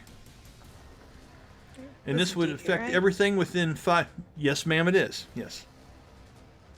So 2 of these. So Corey's thinking, if you don't see a 9 on there, it's a D8. Well, I saw a grin on his face. Okay, right? I question like everything that I do. I could be like course. looking at a D20 and I'm like, is this somehow the wrong dice? So I want to double check. So you had 21 6, plus 6, 27. 8. 35 points of damage on this. What that does essentially is makes this saving throw fucking impossible for him to hold on to that weapon he's got at his side as you come down and nailed this shoulder. So, what did we say that damage was again? 30 what just now? It was 30, what was it? What did I say, Corey? 35. 35. Holy shit. Straight to him. You just got to beat a 45 to keep from being disarmed. Yeah, it's a piece of cake, right? And congratulations. The lance in his arm was engulfed in flames, as you can see from the picture here above it. And when you're able to do that, it drops that lance as it leaves his hand and the flames whip off of his fingers. And when it hits the ground, it looks like a black, cold iron lance that was in his hand. like a spear. It drops at the hooves of the beast. His arm goes limp, and you've pierced so far down through. You went through, and it come out the side. It almost takes the lance all the way down to the ground. Okay, you've landed beside him now. You've used your first attack to throw. You used your second attack for this. You've used your bonus action. You've used your free action to size up the guy behind him. You have 20 foot of movement left. I know what would that you like to do? Do you want to do steadfast assault and go at him again and check, or what do you think, Danny? Yeah. This is your combo attack. So you got the first one. So now you're going to gain a bonus. So use your combo attack bonus, which is the bonus attack now, and use it with your weapon specialization for the maximum amount of strike. Because what you want to do is exceed their armor class primary by 15 or more. Okay. So I'm going to do that. So yeah, so what's going on? Because you hit everything in succession and made those, you get an extra bonus attack from the combo attack feat. When you read it, you'll see that. Go ahead and tell me what kind of attack you're wanting to do. What's it look like? Where are you aiming? Have some fun with it. Let's see. So she still has it. No, she came down with it. So I'm trying to think if she's still. Because I'm trying to think, like, is there a way to, like, if it's in him, sort of like kick back? I'm trying to think how to pick, like, I have an image in my head, but I'm trying to think how to convey that. No, go ahead. Just tell me the steps. What's it look like in a movie?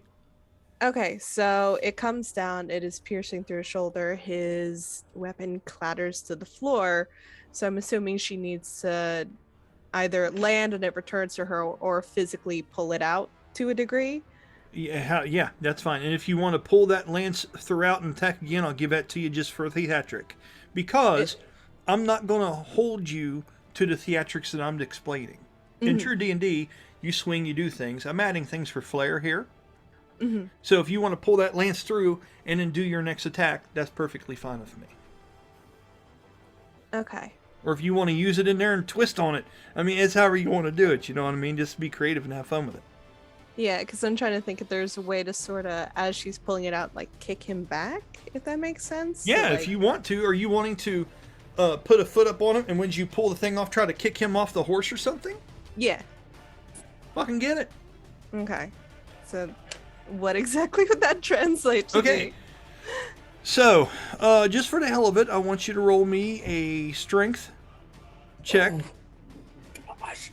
Yeah, to see how you do as far as pulling the lance through. That's a D20, right? Plus, not a whole lot. 1. You rolled a natural 1? No, +1. She has Okay. strength +1. No, absolutely No, it's not. actually a +2 on this one. You get a +2. Yeah. 13 plus 2, so 15. That'll do it. So you're able to pull the lance through. That thing's going to go ahead, roll 1d6 with disadvantage. It's going to take just that much damage from the lance being removed from it. Okay. Hopefully this D6 continues to be nice to me. That's 3. Disadvantage. What's this one? They're both 3. Okay, so it does 3 points of damage as you remove the lance. And now you have your attack. Are you wanting to kick off the same time you're doing that? Yes. Roll an attack. And you are not proficient with martial arts. But this is a pole vaulting lance move. So I'm going to have you do a 1d20 plus 8. That's a 4 plus 8, so 12. A 12. A 12 does not work. As you're able to do that and you go to try to kick off of the side of the creature, you plant your foot close to it, but it brings that shield across its body. And as you plant into it, you find yourself falling backward 5 foot because of the sheer strength of the creature. Just for the hell of it, roll me a dexterity or acrobatics saving throw to see if you fall prone from that. D20 again, right? Uh-huh. Plus stuff. That's going to be 4, which is your proficiency bonus, plus stuff. So proficiency bonus plus 4. I rolled a 6. That's a 10. which 4 more from your dexterity is 14. 14 is okay. You land. Mm-hmm. I want to show you where you land here in just a second. Just go ahead and get rid of the lance. And Silouan lands over to this side of the creature. Mm-hmm. And you are not prone, but you have used up pretty much all your available stuff on your turn. The only thing And you would have that's- left would be 15 to 20 foot of movement, and that's it. Yeah, and I'm not gonna move because then attack of opportunity, and we don't want that. Correct. So you use that 15 foot of movement for steadfast assault. Yeah. Oh. To get your other thing. So there you are. And that's 76 minus 8? Yes. Okay. I'm trying to think. Was anything added to that with the steadfast or anything like that? Nope. You're good. 80. Okay. That's what, 68? Can I do Correct. math? Alright, cool. Cool. All right. So, with that being the end of that turn, let's have some fun here. Corey, roll me a 1d20 for the bad guys. The higher the roll, the more badass the shit that they do. 20. No. Let's get it. That's a 2.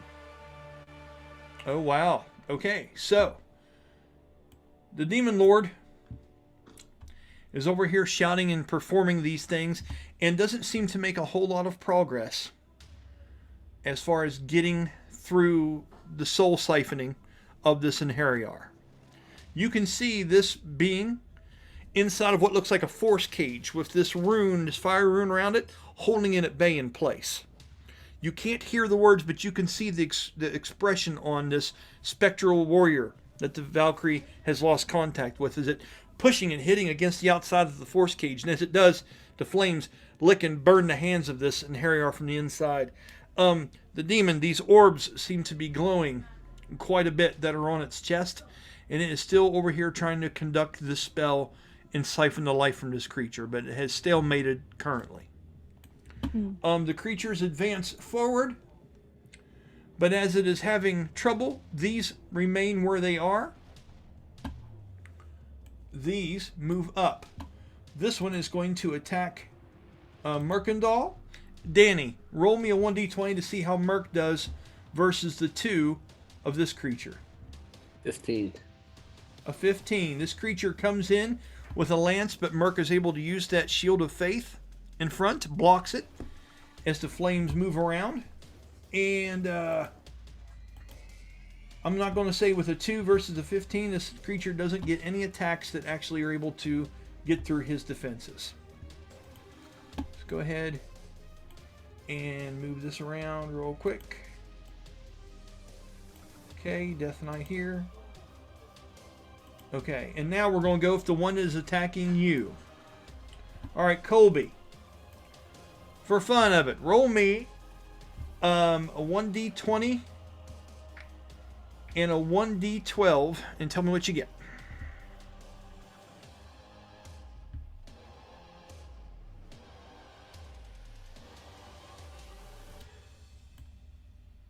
$18. 18. Is 18 hit your armor class, Silouan? Her armor class is. It's going to be the 26? Okay, yeah, so it does not. So, Colby described, and I would normally describe the attack coming at you. Okay, he's going to rear up on the back of the Nightmare, and it's going to come up with 2 hoof attacks. And what they are is they're a distraction, because as it's hitting with those 2, it's getting ready to come down with a lance in between. As it reared up and the 2 hoof attacks come at you, they miss. Tell me why. You can either say that you dodged them, that you blocked them. You can give me something theatric here so we're seeing what's happening. But they did not hit your armor class primary, so you either were able to block or dodge them. You pick and tell me how it looks. Me, right? I think dodge. Okay. I think she may try to get out of the way with that one. I think as they happen then, they're coming down at you, and you hold your lance to the side, and you sidestep And you thin yourself out, and the hooves go on both sides of you in slow motion as they're coming down around you as it wails and lands. Now the creature is standing almost on top of you. You have your lance held up high, looking up past the head of it into the eyes of this dark knight. Okay? Now, Colby, roll me again. 1d20, 1d10. Tell me what you get.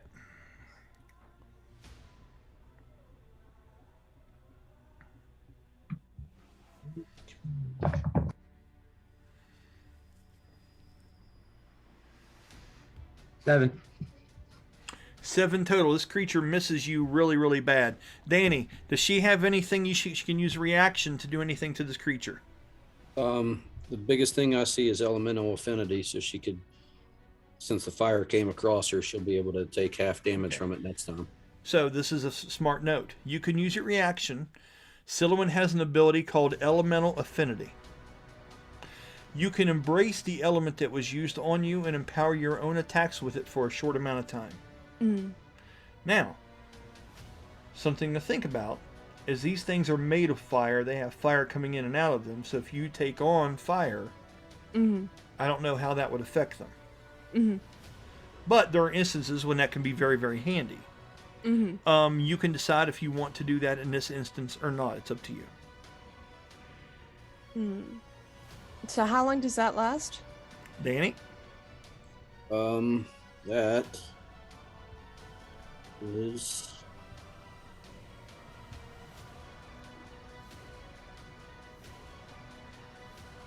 And that's a note. When you're hit with something, and your note be reaction, elemental affinity can empower your weapons with that. Half your proficiency bonus in rounds. So it'd be 2 rounds it would last for. So if you were to empower your weapon of fire using your reaction here, you would have fire added damage to your lance for 2 turns. And that doesn't pull away from any existing. It's just a maybe bonus, but probably not because they're already on fire. Yeah, it probably would actually heal them. Okay. Yeah, that's a no then. They need to say pass. Okay. So the second attack missed terribly as well. She doesn't have counter strike or anything like that, right, Danny? No, she has elusive step, but... Okay, but you didn't get hit, so you're good. Okay. And with that, the creature is going to try to move through you and it does a trample attack. Okay. It can actually use its movement, and it can use its movement to attack. So what it does, and we did this before, some creatures have some weird, crazy shit that they can pull off, and this one's no exception. So this is number 3. He is going to try to run you over and hopefully cause damage to you in the wake of that. Okay, so let me go ahead and move to number 3 here, Death Knight. Is that right? Yes. He's going to try to run over you. And as he does that, I need you to do me a dexterity saving throw. The DC of this, Corey, roll me a 1d20 and a 1d6. Tell me what you get. Roll what? It's You're a doing 4. Ooh. I just rolled a 4, and I'm changing my d20. Okay. So what's your 1d20 and your 1d6, Corey? What's that total? None of my d20s are nice to me. And this D20 don't like you. It's a 2 and a 5. So that's an 8 total? 7. 2 and a 5. Yeah, 7. What was your total, Bella? I rolled a 6, right? But Yeah, you're I adding your rolled- dexterity and your proficiencies to it. Wait, was it? And I want to explain one more time. Wait, did I roll a 6 or did I roll a 4? I think you said a 4. Okay, 4. But you add 4 to that because of your dexterity bonus. So 8, And then you add 4 because you're proficient in dexterity. 12. Right. That is just enough to get out of the way of this because he rolled Cool. poorly. So you only take half damage from it. Okay? As he's rolling by and he tramples over top of you, you're able to jump out of the way, but you still get caught in the flames that this creature's hooves leaves behind. Okay? You take half of that. I'm going to roll that damage. Tell you what that is in a second.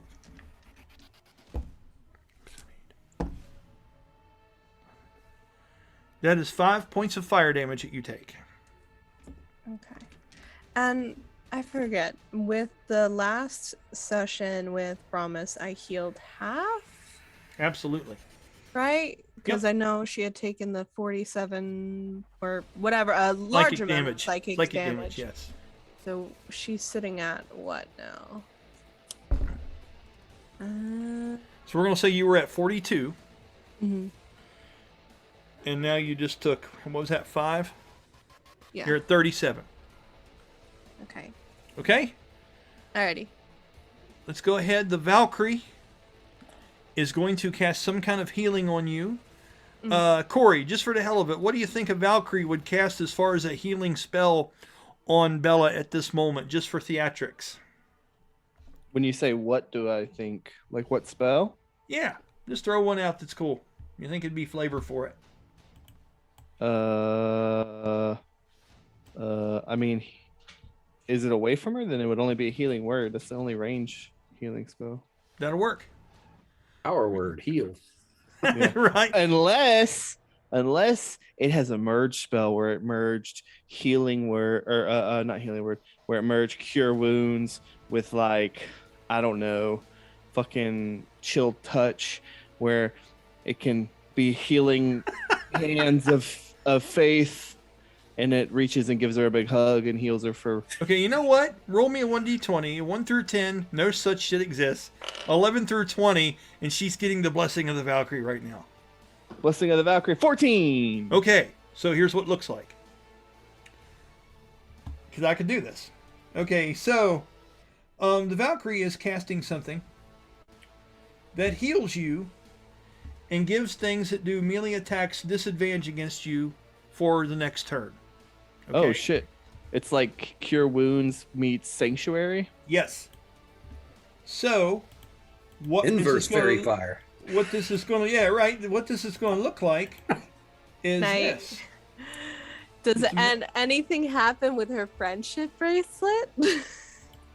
Maybe. No, that's just with Merc, right? This is right. This is what this looks like.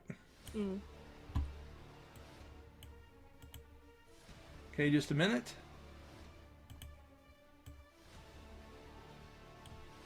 And you have a shroud of wings that encompasses and protects you in this moment that she is sacrificed from herself, and they go around you like a cloak and a celestial like cloak. And you take, what is that healing word? What is the dice on that, guys? It's a 1d8. At base level?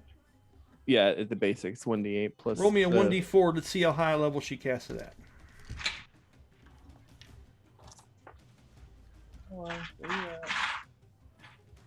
So this D6 is nice to me. I need to find a D20. Right on. I like you. You suck. She doesn't like her enough. She only casts at level 1. Okay, 1d8 We just met. We just met. That's It's 6. fine.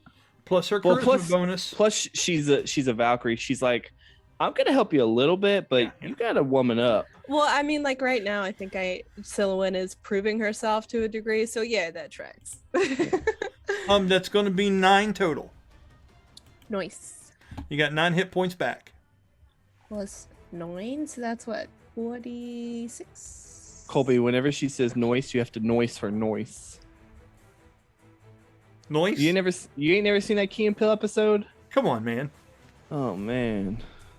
Hey, Ron. My favorite's like, you said that? Yeah, I said that. Key and Peele's awesome. Yeah. Okay. Silhouette, let's go ahead and make it your turn again. Let's give you one more, then we'll get back to what everybody else is doing, just for some practice and some fun. Noise. Okay, sorry. Noise. I do that out of habit so frequently. It's all good, man. It's all good. Hey, if you're allowed to have fun with it, so aren't we. That's all I'm saying. Okay, so you have your turn. This thing is 5 foot space between you. What's great about that is with your lance, you have reach with it. So anything that is 10 foot away from you, you could attack without having to move. Keep that in mind moving forward. There's little things here that we're learning as we're doing this, okay? So he has ran past you. He laid down this line of fire behind him, which I did not have time to draw up and do because we're moving forward. Can't do everything. And now you have dodged out of the way of that. You had to use 5 foot of movement. In our game, when you dodge things, we have to actually move you. So, When you jumped, did you want to go this way or this way to get out of the flames, north or south? Away from the spectral guy so then nothing hits him. Got it. You're there.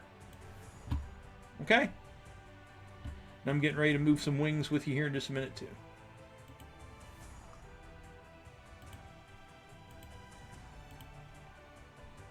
Okay, let's do this. Let's do wings. Right. While he's doing that, I'll give you a couple things, and you kind of choose where you're going. So you have something called Cleaving Strike, and he has a steed. And if you hit that steed and him, there's a chance that they go separate ways. That's a iffy chance, and you'll have to argue that. How No, works it's not out. arguing, it's debating. We don't argue in this game. Um, As much as Danny would like Okay. to. We don't argue. But your other option is using that true strike with your weapon specialization, and you could probably pull off another. You've got enough. You could do another gale force with your leap, and you could do a big, massive attack, but you got to land it.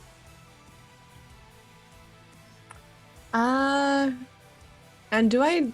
So I have less melee. Well, I guess that doesn't make a difference. He's going to try to hit me anyway. It's not like he has much range to my knowledge anyway. So, trying to think. So would that be? I like the jumping thing, and like I played. It's all good. Jump, man. Yeah, I mean, like I played Monster Hunter World with a few friends for a while, and like aerial insect glaive was my shit. So like I'm just picturing that in my head right now. So I'm trying to think. With the jumping, does she attack before and jump, or is it all You jump, and then when you focus? come down is when you hit with the attack. Cool. Yes. So she vaults, Yes. Vaults.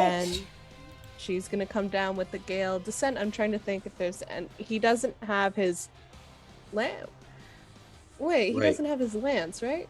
So No. that's going to drop So his weapon defense. Which That's is what, good for you. and that's what's great in our system here. So I can take off what his weapon defense would have been if that.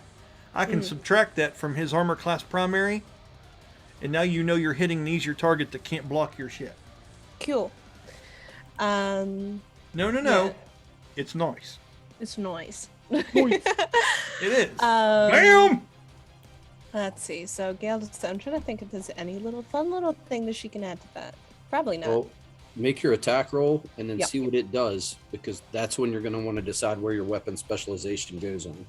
That's fair. Please be nice to me, D20. 11. All right, so in this one, what you want to do to get the most out of it is add it to your attack roll. Okay.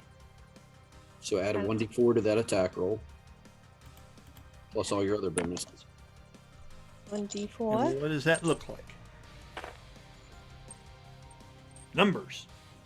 That's the damage is the 1d6 plus. Not your damage yet, just your. Yeah. I was like, attack she's roll. getting ahead of herself. We gotta make sure you hit first. Right. No, I rolled an 11. So that is 11? adding 13. 13. So that's 24. 24 plus what you rolled on the d4. Right. And that's Oh, weapon okay. specialization. That's what I misunderstood. I No, was let's looking at the explain D4 real quick. with It's the okay. damage. Weapon specialization is a really cool thing that once per turn, you can add a 1d4 to either your damage, your attack roll, or your critical hit chance once per turn. Okay. Alright. So, now that you're jumping up and you're coming down, you know that if you hit a critical on this, it's really going to hurt him, Yep. right? No. So we're trying to get you to hit by a certain degree on this. So you rolled an 11. You have 13 to it, basically. What's your 4 saying? What's your d4? 4. Okay, so that turns that into a 17 plus 11. That's 28. Mm-hmm. That hit and breaches the character, and that breaches it by 8. So Danny, what's that Okay. give her? Gives you an extra 1d4 damage. Okay, so you get an extra 1d4 damage on this. You're doing 1d6 for the lance. plus. So 1d6 plus 6 and then plus 1d4. Well, and then you have your vault, which is 3 more 6. 1d6 per every 10 foot that Okay. you fall. That's 4d6 plus plus 1d4 plus six. 1d. Okay. You got it. Yep. Alright. Wow, I got it. I'm so good at math. There's a lot of numbers. It's all good. Yes. Let's see. 5, Okay. 2, 2, 2, 2, 6. 6, and 1d4. Well, no. She already used the 1d4 for her attack roll. She The doesn't do it 1d4 on this. The 1d4 comes from exceeding the. Oh, from True Strike. Okay, got it. What was on the 1d4, Bella? Sorry. 2. 2 plus 6 gives you 5, 6, 7, 8, 9, 10, 15, 16, 17, 23. Michael Jordan. All right, 23 points of damage breaching the character. The character is more than bloodied now. This has hurt it severely. As you come down and you land on the creature, I'm going to say you are standing behind the creature now on the on ground level. Okay. What are you doing now? You've used your 20 foot of movement. You've used one attack. So with the steadfast thing, is that only once? You can do that, but here's the thing: how many attacks per turn does she have, Danny? Believe 2. Okay. You still can attack one more time without having to tap into natural resources. Might Cool. have more. So I'm gonna do that. Oh yeah, you have 3 attacks this round. You had 2 the first one, then you have 3 this one. You have 5 attacks every 2 rounds. It's 5 every 2, Right. so that's 2, 3, 2, 3. Okay. That's how that works. Okay. So you get 3 attacks this turn. You got 2 more swings at Wow. this guy. Fancy. Alright, so So now's when you want to try that cleaving thing that I told you. Because you're Okay. standing, you can get them both. okay. So I'll do that. That's a D20, right? Yep. Let me give this one more shot. Please be nice to me. That's gonna cost you 5 13. foot of movement, which leaves you 15 left. Okay. That's a 13 plus. Is that the 4, 4, 4 again? So 12? Wait. 13. Okay. Wait, no, 13. No. Right. Yeah, 13. So 26? Correct. Now, something to keep in mind, Hmm. you have the combat the combo attack feat. Mm. So anytime you hit in succession in your turn, Mhm. your bonuses stack 1 per each time. Okay. You hit on the fall, you hit on the Mhm. lance. Now this is your second attack, you have a +1. Mm. So you're 13, your bonus turns to a 14 now. Okay. Okay? So that is 27? Correct. That also breaches the creature because it doesn't have a weapon. Go Cool. ahead and roll straight damage to the target. That's just the 1d6, right? +6. Plus 6. 1, so 7. Okay. 7 more. How much did she beat the armor class primary by? 6 that time. Okay. So that means you get to roll to strike the horse as well. Yep. This is a cleaving attack. So here's the theory behind this. When you're doing a cleaving strike, you are taking a wide swing with your weapon. Mhm. Okay? If you hit successfully by a certain amount, that means that swing carries through and hits extra stuff. Mhm. Okay? Now, what he's talking about is this knight is riding a nightmare, a fiendish horse. Because they're within 5 foot of you, both of them, okay, and you attacked so well with that first one because you're doing a cleaving strike, you automatically get a hit on the horse as well because this is a wide arcing swing that you had a lot of success with. Hi. So does she roll that attack and then damage separately and it doesn't count against her attack total, correct, Danny? Right. Okay, go ahead and roll another attack plus 14.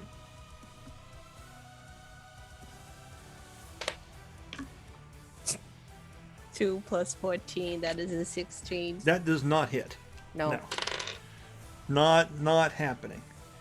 As that happens, I would say I'd say you're actually able to get close to it, but it's got that shield hanging down off the side of the horse, and it kind of reflects off of that. You got lost in the flames that were whipping up around the thing's hooves, and you misjudged where you were going to strike. You have one more attack on your turn. Okay, I'm switching d20s.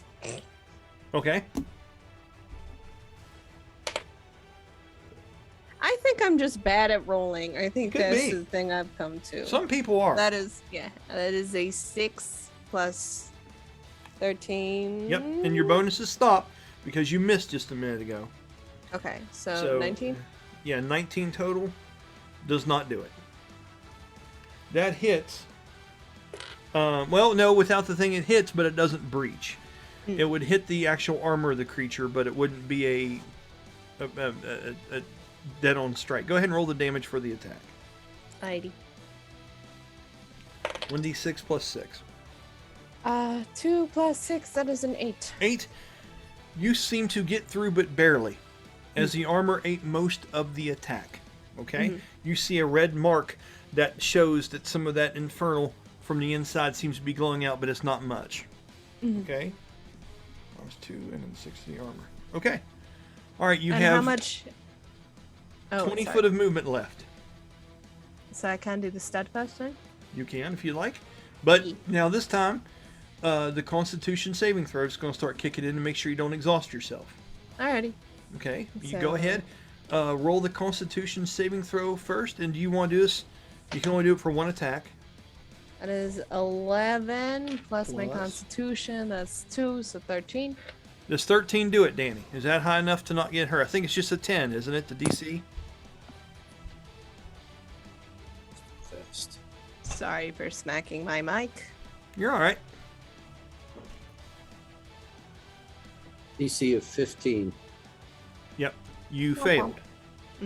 So you get the attack, but now you're in the first stages of exhaustion, correct, Danny? Mm-hmm. Okay, so stage 1 exhaustion, I think it is what exactly does it entail? What that has on there, Daniel? No. Okay. No, Corey, that's would you one look I'm that not up for me, familiar please? Go ahead and make your attack.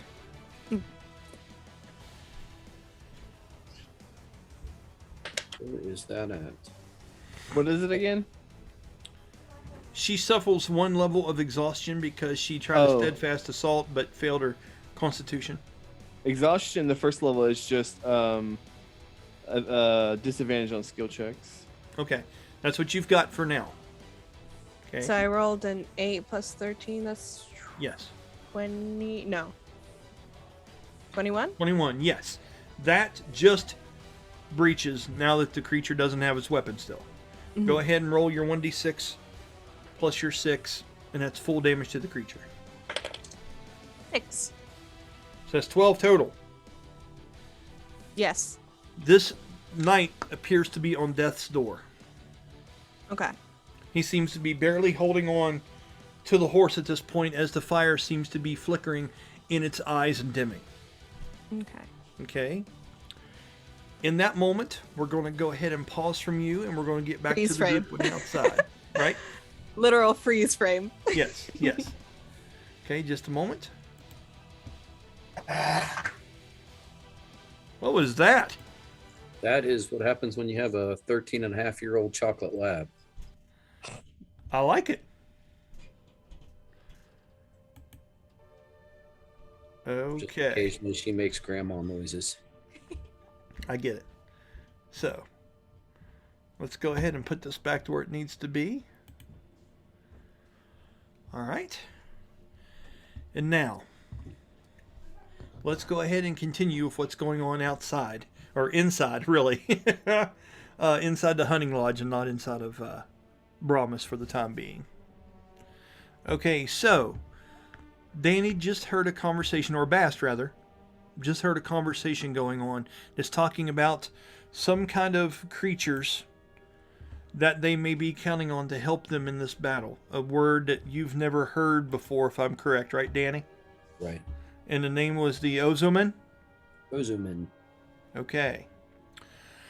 With that, I believe Kiltusk and Darius were coming inside, correct, after processing the creature.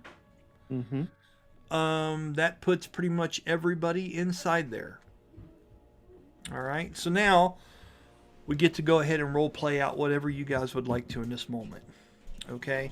These are the bad Shakoma- guys. No. Yeah, Shakoma already has a nice fire going.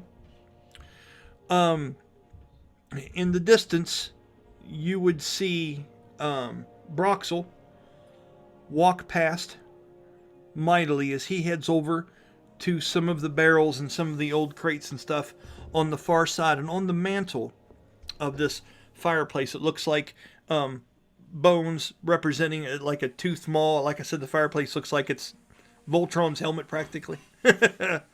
There are several different casks and flasks and things of liquid that are up on top of this mantle.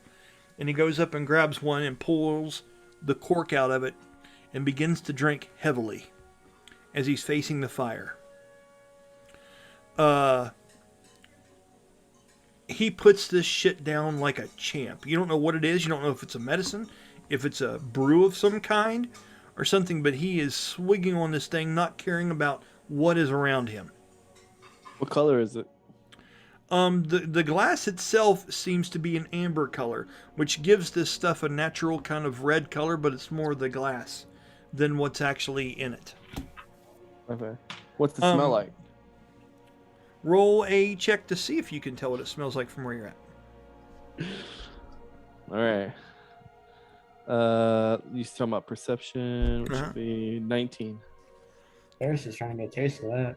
19's not bad. This would have, this would almost be a cinnamon spiced kind of thing, as if upon closer inspection, the red glass-like structure seems to make it resemble a volcano. It's almost like some kind of handcrafted fire-blown glass, and after looking at it a little bit, you can see that there's artificial lava, like another kind of glass, dripping down the side from on top. It's interesting glass work. And from this seems to be a very spiced kind of alcohol. Like I kind of smell it, and like Doris will look over and be like, I could take one of those right about now.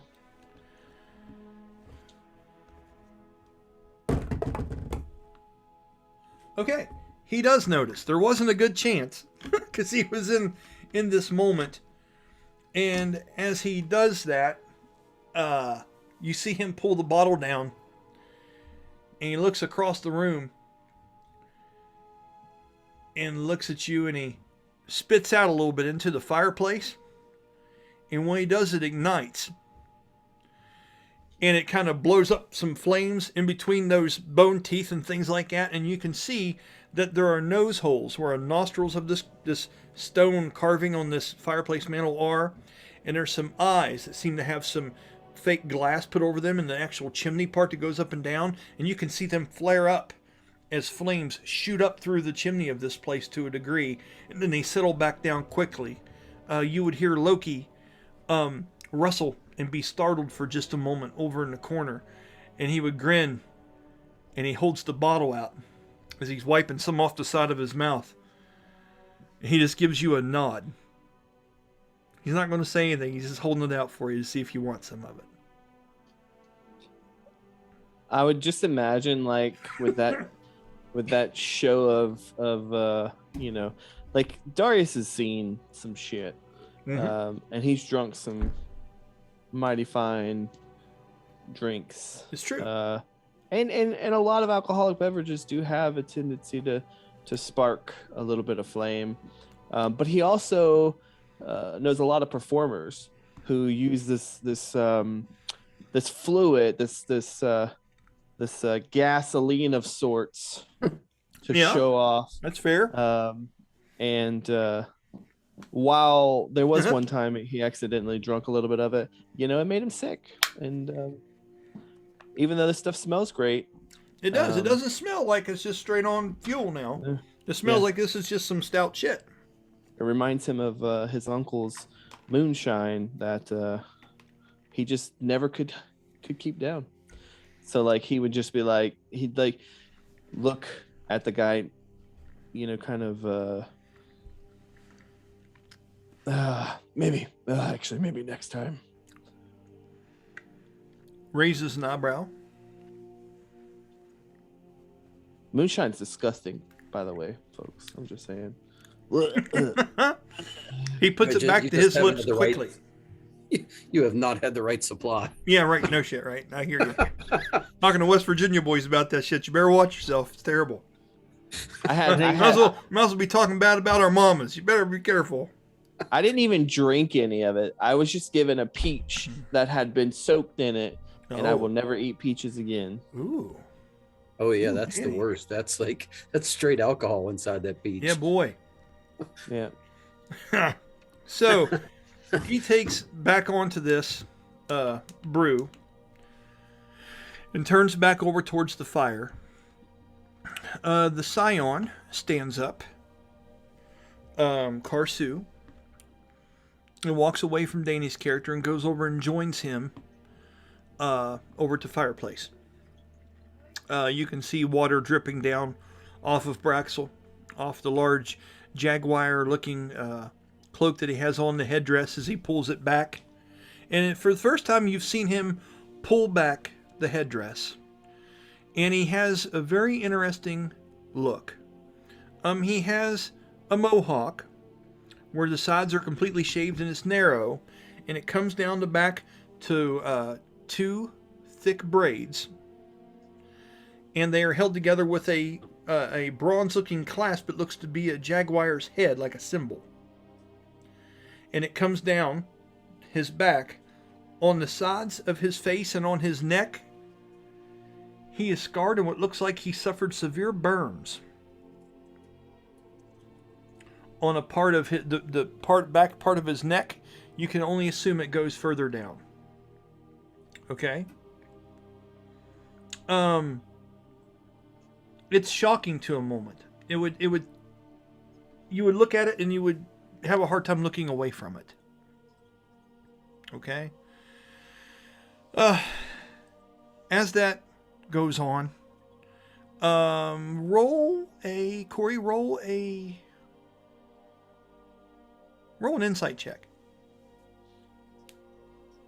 Whee! That's not Can I say something real quick, Brian? Yes. Kill Tusk would have saw that between Broxel and Darius, right? Sure. Yes. Knowing what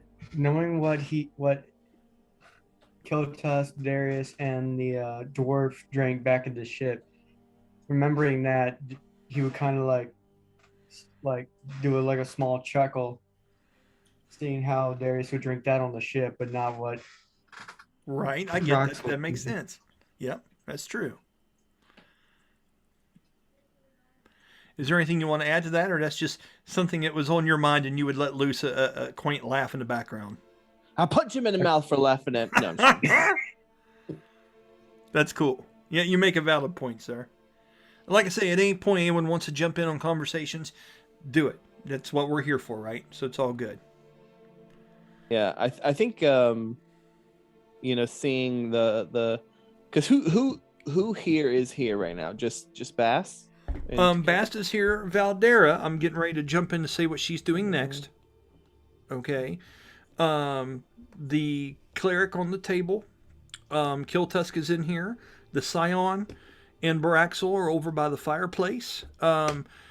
Sean's character, Celine, is by the side of the cleric in here at some point, which is more just tending to her wounds and trying to keep her still. So there are different people in this room. It's just, Sean's not here to represent her, so I haven't jumped into that. So I'd go over to Bass then, kind of walk over after that snicker. I'd give Kill Tusk, a quaint kind of like dick. No, I get it. Yeah, that's cool. But as I approach Bass, I would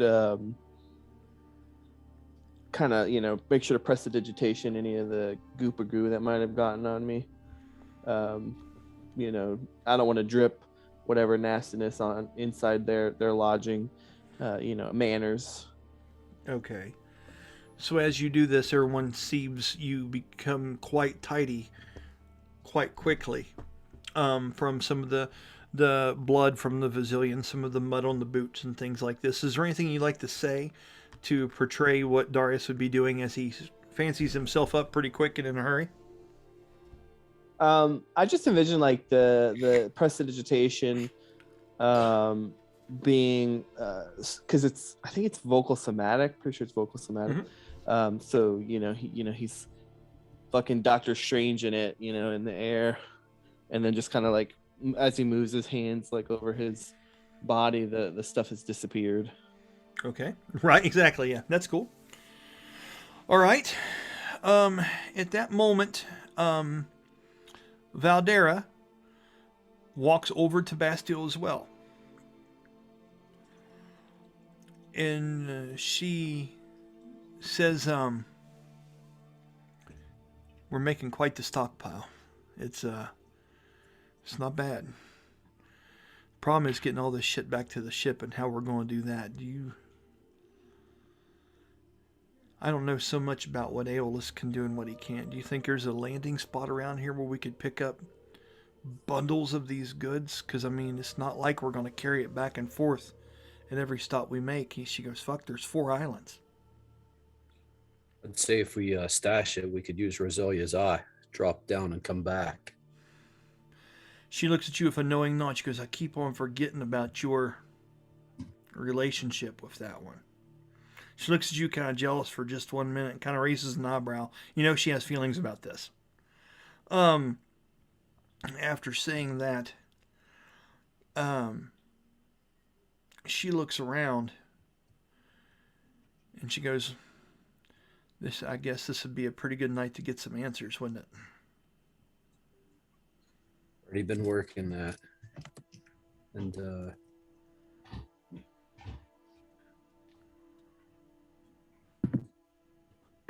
there's a potential for some allies, but they're not warming up to it. A couple of them have already been talking about it. Allies, huh? You know what sort? Whatever it is, they don't care for much. Desperate times come from desperate measures, I guess.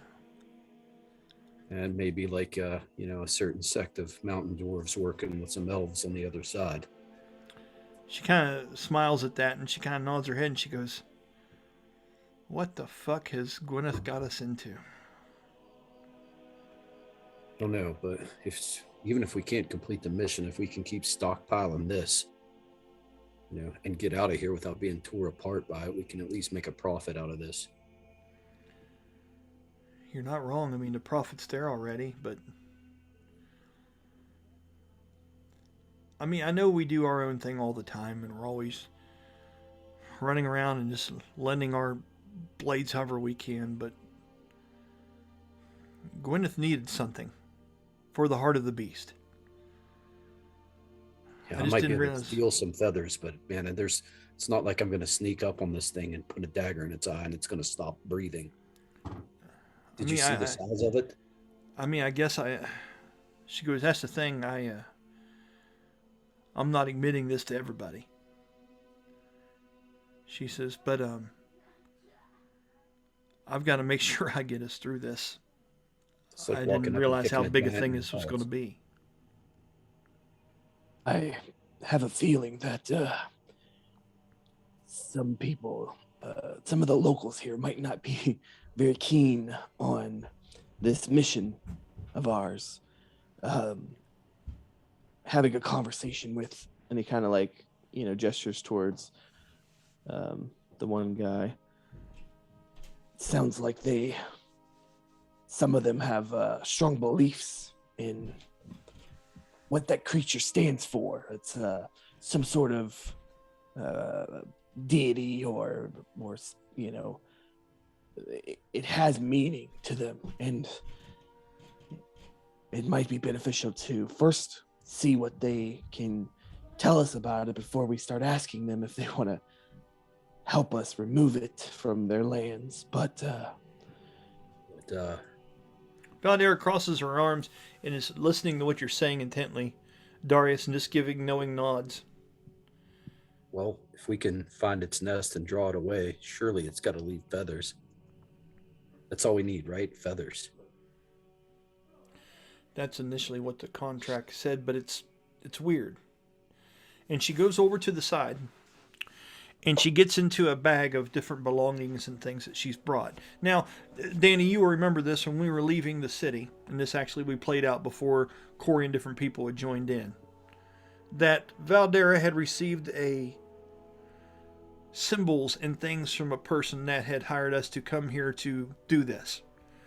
It's told us, there's the potential for these goods to be gotten here, and wanted the Quetzalcoatl to either be ran off or slain.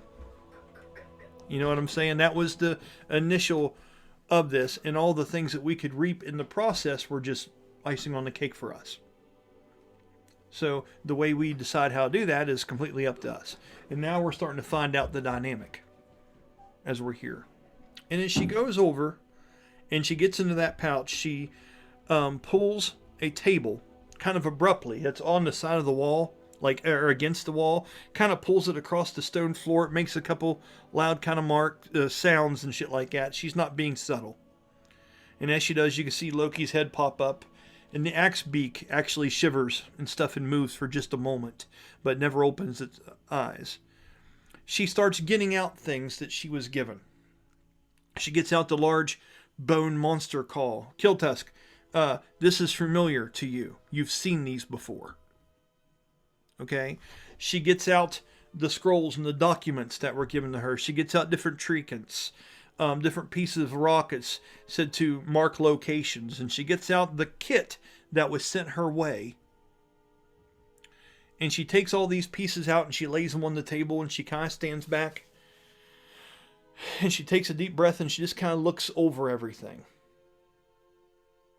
Okay? What are the scrolls? He asks her. She goes, the initial note, I can't translate this, but it was translated for me back in the city. Let me see it. But she just steps back and lets you take a look at it. It's laid out on the table. He closes his eyes, and I'm going to do the same thing with that with the reading that he does with that. Okay. He opens his eyes up, and once again you see the runes, and he looks over it with comprehend any language. Okay, so you can understand what this is saying, correct? And there's a duration on that, or is it pretty much? It's a warlock ability. So okay. Oh, it's not a spell. What's that? No, it's under the spell, but it's a warlock ability. Let me see where it is, so I can read. Well, and you don't have to tell me everything per tell, but it just lets you be able to translate things that normally you couldn't read. Yeah, he can basically read any language with it. Okay, and you can use this how many times per day? Is there limits and shit like that on it? It's at will with most of those. Okay. That's really cool, but that's a powerful thing. Eye of the Rune Keeper. Yes, that's it. Yep. Okay, so with using that, I'm going to give you the specifics of this because this doesn't translate into normal common. This thing lays out ideals, feelings, situations, and speaks in metaphors, Danny. Okay? Now, I know what it says. I don't know it word for word, so I'm going to lay it out to you like this. Okay? Do you read this out loud, or are you reading this to yourself? He would read it once to himself to get a grasp of it, and then read it out loud once he because translating something like that, he'd have to put it in his head a little bit before he just read it. Okay, so this pretty much depicts a generic, I won't even say generic, a very straightforward approach to the overall concept of the Quetzalcoatl and why it needs to be destroyed. Okay? And this is written from the perspective of somebody that is in fear for their life because they are now taking up refuge in a place that is unsafe to them. And if this was known, that they felt this way, there's a chance that they would be sacrificed to this creature. Okay? So this person is writing this in secret, and they seem to have wealth attached to them. Because the promise of not just what we can gather from this, but that there are treasures there that once they are safe to go back and unlock, they can make ours. And they've sent, and Valdera would nod to you, and you knew this, that there was quite a bit of money that came with this initially. Okay? That there was more promised when this thing was defeated, and there was proof of it. Okay? But initially, what it roughs over is kind of the discussions we've had, Danny, outside of game. This talks about that the Quetzalcoatl is a large avian predator that for years, ages, has been viewed by some as the pinnacle of proving their worth as a mortal. That the earth god Baka, they call it Baka, would not put forth any obstacle that wasn't able to be slain by mortals. And the greatest the obstacle, the more faith that Baka has in its people. So this creature that comes to roost and lives here and terrorizes this place every so many ages, right, is nothing but a sign to the Atlanti that they are worthy of the challenge. They are up to it, or else it wouldn't be here. Okay? And you hear stuff for the first time. And let me make sure I'm looking up the proper term and I'm writing this right. You see the word Volitan.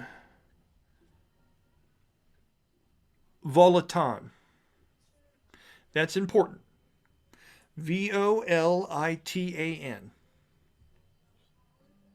Okay?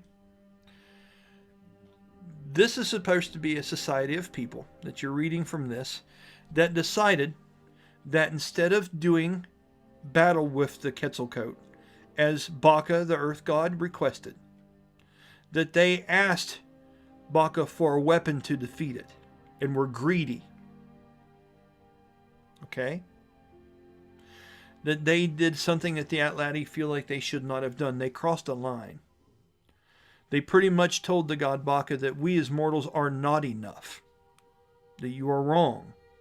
And we want something to be able to fight and defeat this creature. And so these people from an area of Volitan begin sacrificing people to the god and doing some very wicked type things. And starting up chants in taking pieces from the dinosaurs and things like this and constructing a large, great gargantuan creature out of the remains and trying to bring a terrorizing presence into being from the remains of the dinosaurs that they had slain in this place. And the name of that creature is the Taraskia, which sounds a lot like the word Tarask, which you are familiar with, Danny. I'm going to say at that moment, that word might even actually leave your lips a little bit. Yeah, he looks up and he goes, well, that would have been nice. Fuck. And what you see here is you see a crescent piece of clay medallion that Valdera has laid out, and it has been broken into 4 pieces that were once whole. It looks like a crescent moon. It's made out of like a clay, like a pot would be, and you can see where it's been broken into 4 pieces. Valdera pushes that forward and says this is said to work as not only a way to navigate through this writing, but this is symbolically the island itself, or the islands, from what Tamara and I have been able to figure. What you also gather from this is that if the people of Volitan, and they're being called in here, let's say, make sure I'm getting this right, the Nagtal. Nagtal. They are people that are from Volaton. They're called the Nagtal. Okay? If they have their way, and they call back the Taraskia, okay, to deal with this Quetzalcoatl, this large rock creature, instead of the Atlati warriors defeating it as nature would have intended, it will be the doom of this area. The last time that this creature was summoned is what's responsible for breaking the island into those 4 pieces. When this Taraskia was summoned, it was Baka proving to them that if you ask me for great power, it's going to come at a price. He looks up after reading that and he says, well, I guess we're back on board to killing the damn thing. Because letting those other people summon this, that's even worse. As you say that out loud,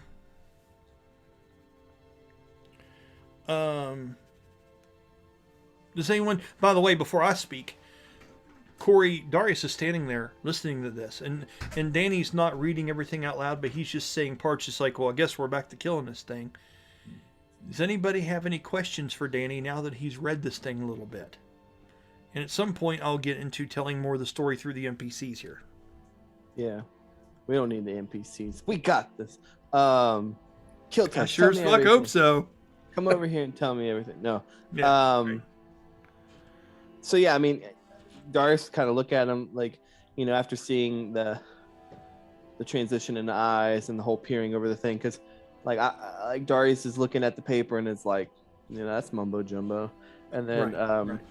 Darius is assuming it's some sort of magic. You know, Darius has comprehend languages, so you know, but he would have to cast it. So he's like, this guy can do it. If you want to, go ahead. Willy-nilly. No, like Darius wouldn't, not at this point at least, but Yeah. But basically seeing that transpire,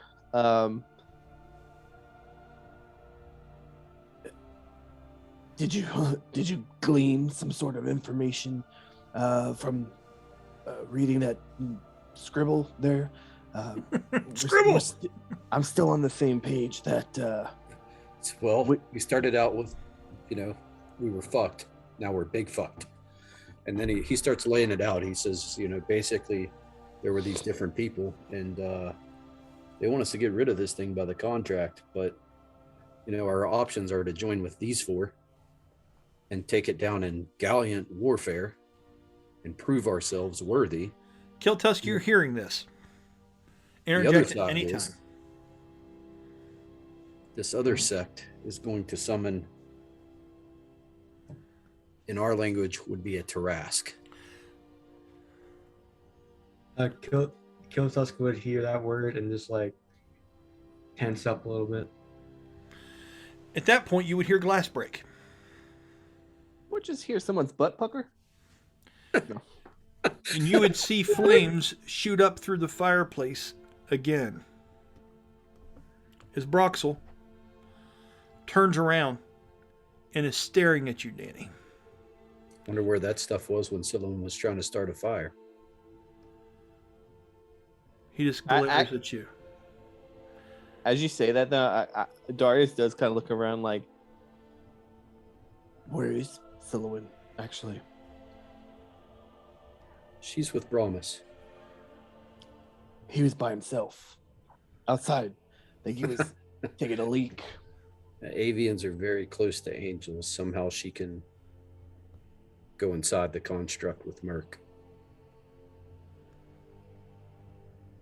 I guess I've seen worse. I don't know, have you? All right, I'm not gonna go there. I know, man, I know. No, tell us. You want me to tell you how this brandy smells? Tell me, really, what's been worse? Come on, let's get descriptive. Right. Then he says, with him staring at him, he says, maybe it's time we have a conversation on how we take this Quetzalcoatl down.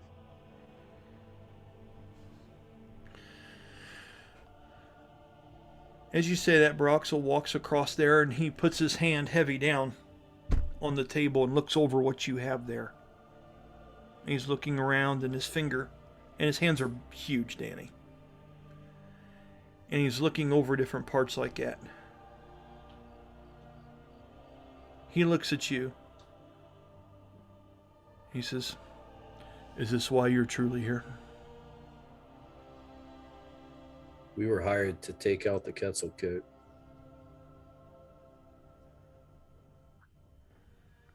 Either to run it off or to kill it. You said Maybe I you can recognize explain that a little monster. more. He points to the lines that describe the Tarrasque, and he says, "This is definitely not the path we want. Maybe you know something better." With that, Mercy speaks up, the cleric. She sits up and she goes to stand to walk over to the table as well.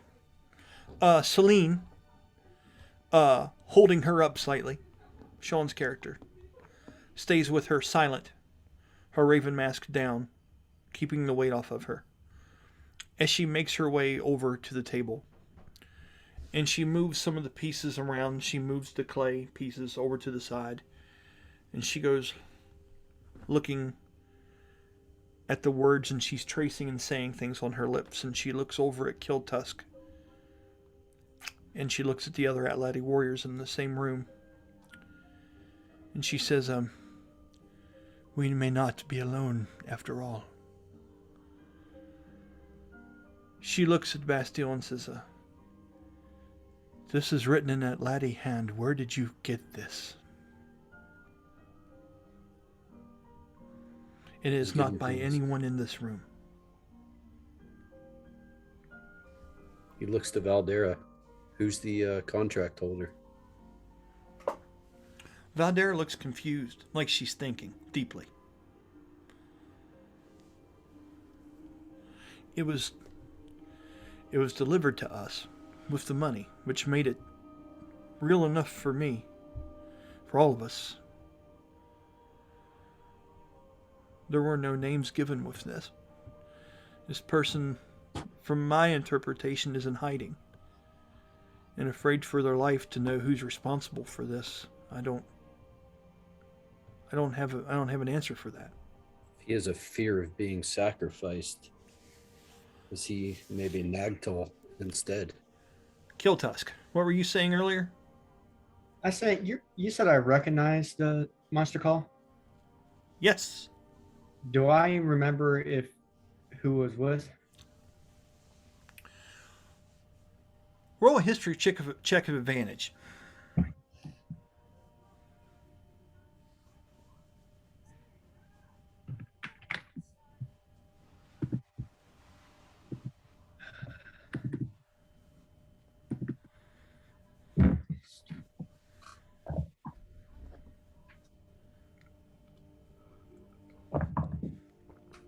How many dice is he rolling? Jesus criminy.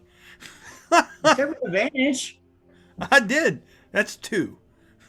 I did roll it twice. Okay, go ahead. I'm just giving you shit, buddy. What'd you get? You still don't 15. know. My God. What'd you say? 15? Yes.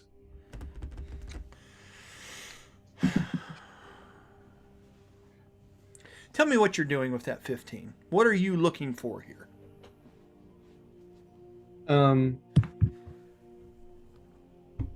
Probably like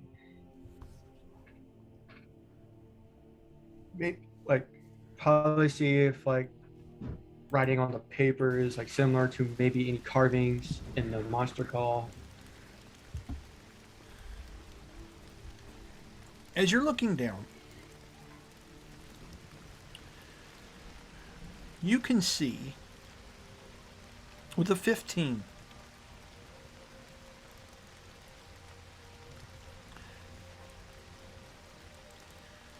there is something familiar here.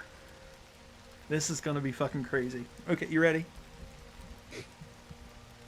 As you're looking at this, you know that usually when a person makes this kind of instrument, they have particular calls that they are very, very good at, especially the Atlati warriors.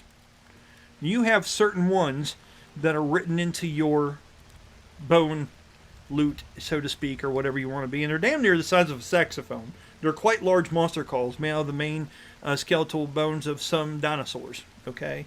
that are hollowed out and have an intricate amount of holes carved in them, and they're all specific to different people. And you, we have already discussed, are the most talented with these calls out of the remaining Atleti warriors that are here. We've already discussed that. Okay? And everyone has a certain creature that they are familiar with and is unique to them. Okay?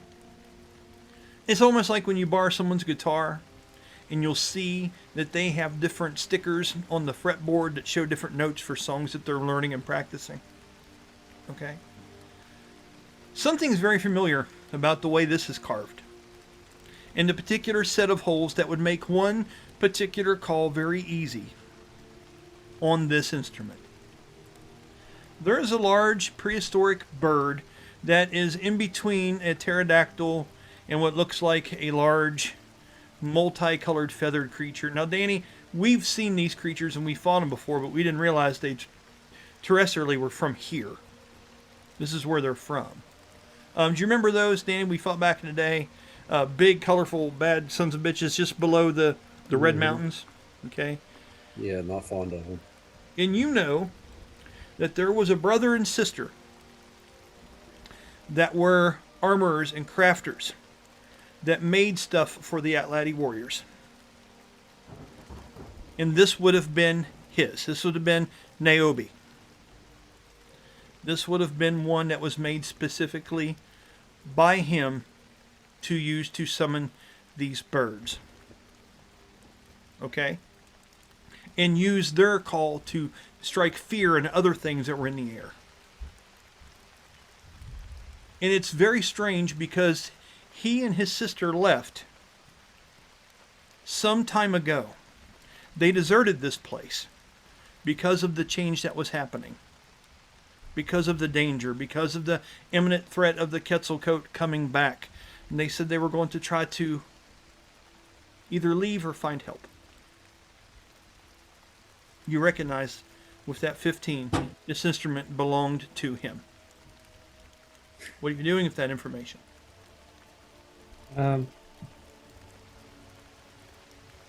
Kiltus knew about his goal, correct? Knowing that you just described it to me. Yes. Kiltus will like show a sign of relief, knowing that his goal has hopefully been achieved, and he would have said, "The writer of this letter is not from it. Is not here no longer. No, not." Yeah, what? What? I'm trying to. Like I had it, and now it's gone. It's complicated. You got this. You got Resummon. it. I mean, got I'm this. just Come on. I'm just picturing this. Kobe. We got this. Go As ahead. you stutter on that. The He says, writer- "Do you know the writer?" Yes, I do. And he's not in hiding here. And matter of fact, you might know him if you were the one he sent. What is his name? Roby? Is that how you said his name, Brian? Niobe? Yeah. He looks When over you at say Valkyrie. that, Valdera's eyes get fucking huge. And she gets stern and she looks at you, Danny. And she looks back at you, Kiltusk, and she says, "Say that again." Your contractor is somebody who has left this island to help my the Atleti warriors fight this bird, and it looks like he has achieved. She looks at Danny and says, "Are you fucking kidding me?" No, it looks like we were recruited. How about that? Quick question before I make Darius look like a In dick. character or out of character? Quick question, out of character first. Okay. You said that Bast gave the lowdown on what Brian said pretty much verbatim, right? Didn't leave anything out. Right. Okay, I just want to make sure because basically, everyone at this point just sees Darius kind of like, looks like he's been thinking real hard this whole time, and then they're talking about this Nairobi guy that he has no idea who he is. And then you're talking about getting recruited, and after you say that, just kind of like looks at you. Well, if what you're reading is correct, it sounds like the Atlati need this power just as much as the people who want it. Why are we going to get involved in this feudal war between these different, what sounds to be offshoots of ancestors of what was once this island? He says because one side's going to cut loose a fucking Tarask. And she goes in the other, and she looks and she goes, Valdera says, and the other side has offered to pay us quite a bit. Well, She goes, you're not wrong. She goes, I can't. And she looks over at Kiltusk, Valdera does, and she goes, I'm not here to agree or disagree with your own views on what this Quetzal code is, but fucking Nairobi. She can't believe it. how have you defeated this thing in the past? I gotta go back. He looks to her and he's like, we can't deal with that here. All we've got this section. We've got to deal with the Quetzal code. We've got to get back on the ship and get back. And then we can have the conversation after he pays us. Right. But we're already neck deep in the contract. And we can't leave here until that thing's down anyway, because it'll pick us out of the sky. Go ahead, Corey. What were you going to say? Darius is listening. He's just like, Wait, did you say that? How did they kill it before? They've obviously downed it before. They've defeated it in the past. The woman, the cleric, goes to speak up. And she says, maybe I can help with this.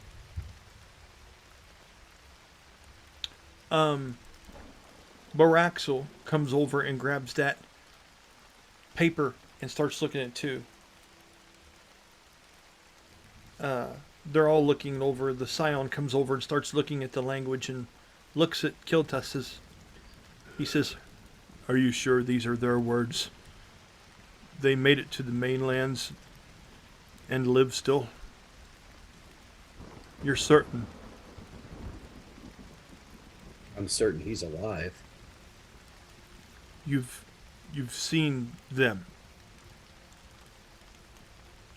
He nods to Valdera.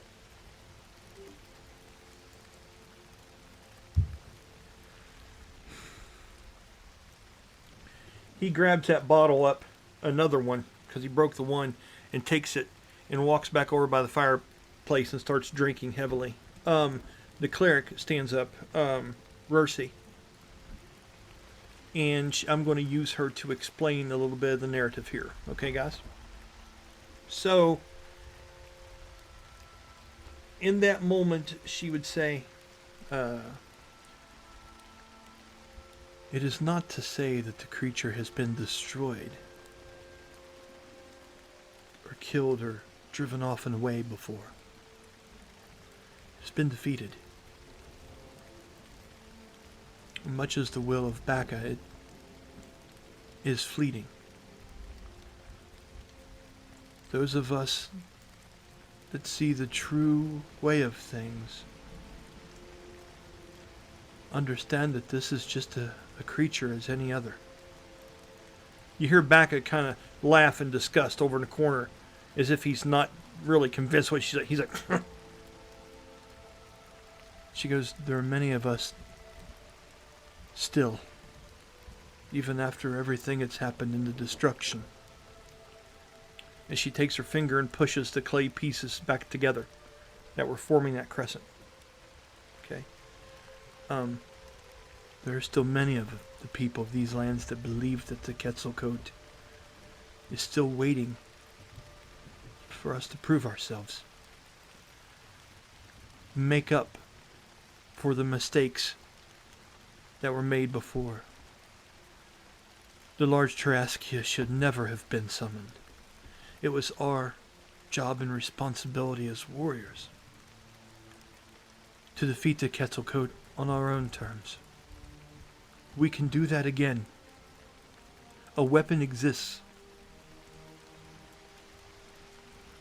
But we have to have the water lowered in order to find those ruins. To gain that weapon once more.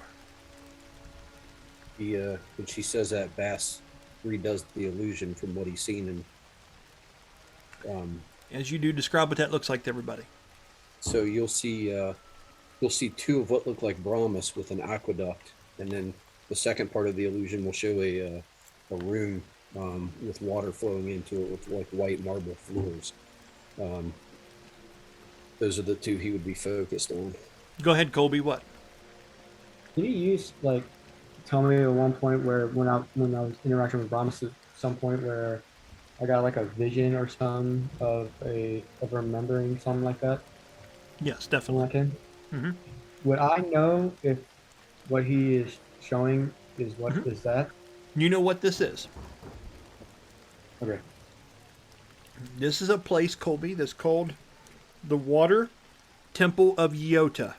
Yeota. So that's the very thing you have at the very bottom of my thing. Mm-hmm. The Water Temple of Yeota is one of several different structures and aqueducts that were built by the Atlati and several different people of the islands. And they were there to help subside the water and make the ground and these 4 broken pieces of the continent habitable again.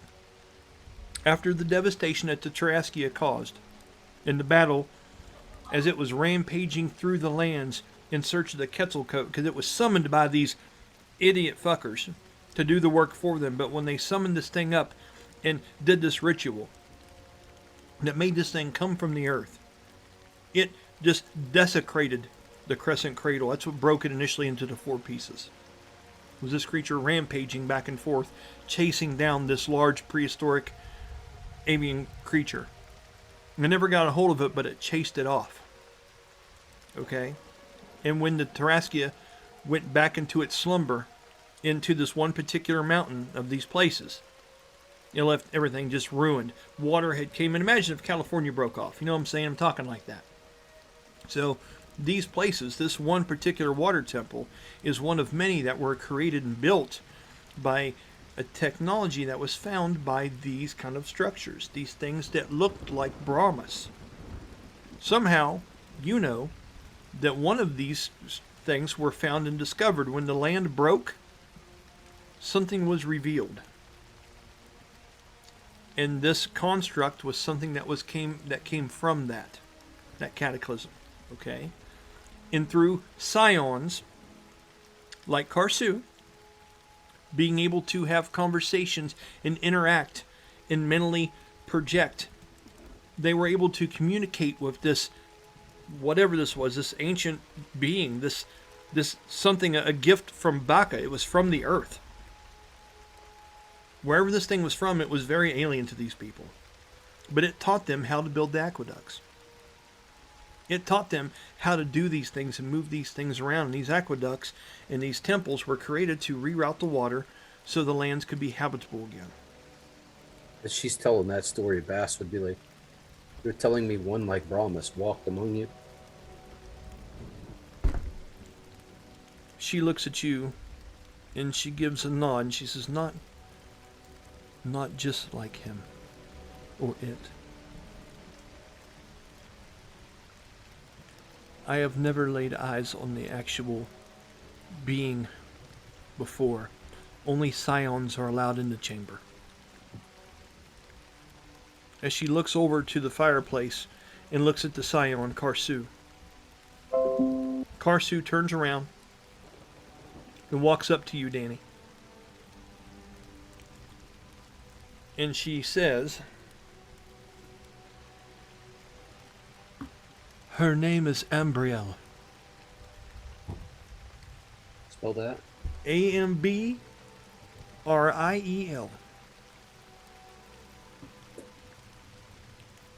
Embryo. And she is lost. She's still here. Where should she be?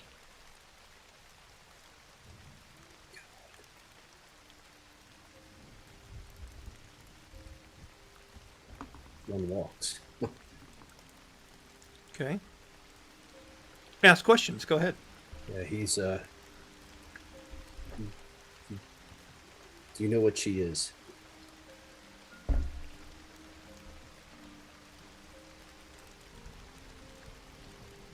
You called me marked earlier. You've seen those runes.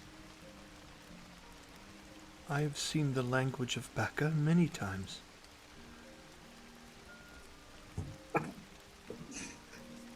He's like getting excited, looking around. He's like, and then he looks at Valdera and he goes, "Oh, you're not gonna like this." Valdera would look over you and goes, "Why don't you try me? What's going on? What are you guys not telling me?" It's an angel. A what?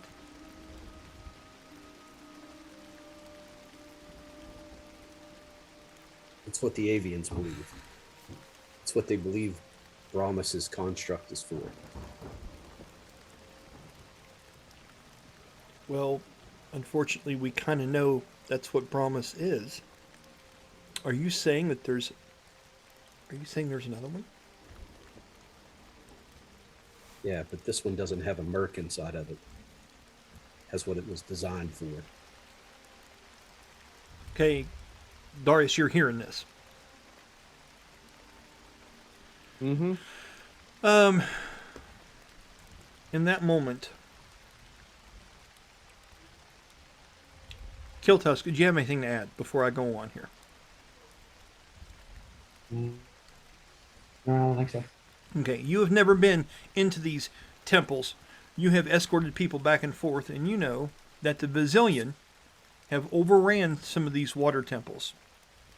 And the reason they've been in there and they have destroyed things, and that is why they have shut down and the flooding has started on these lands. Okay? To get these lands back under control and stop the flooding. So this weapon can be discovered.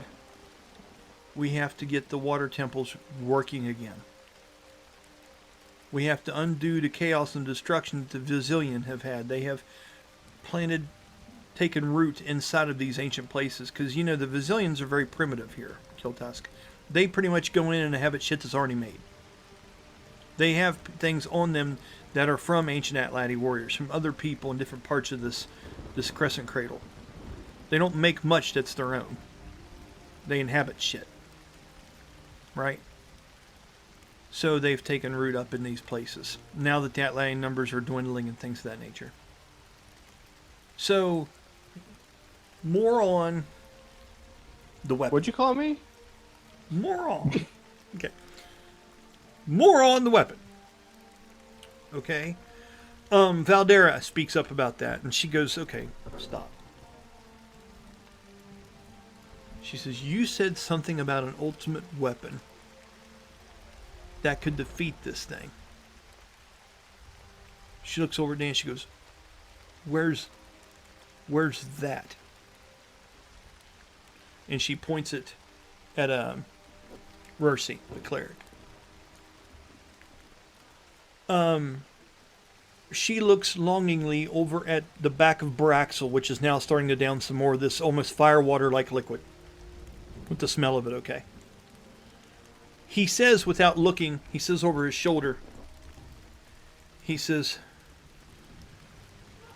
"The Vulcan. A spear made of the deepest rock from the actual volcano to which the Tarask slumbers. It was once fashioned and used by the Atladi warrior Dran Tondo, and it resides with him where he sleeps in his crypt. But because of the flooding, of the lands, the access to that place has been submerged.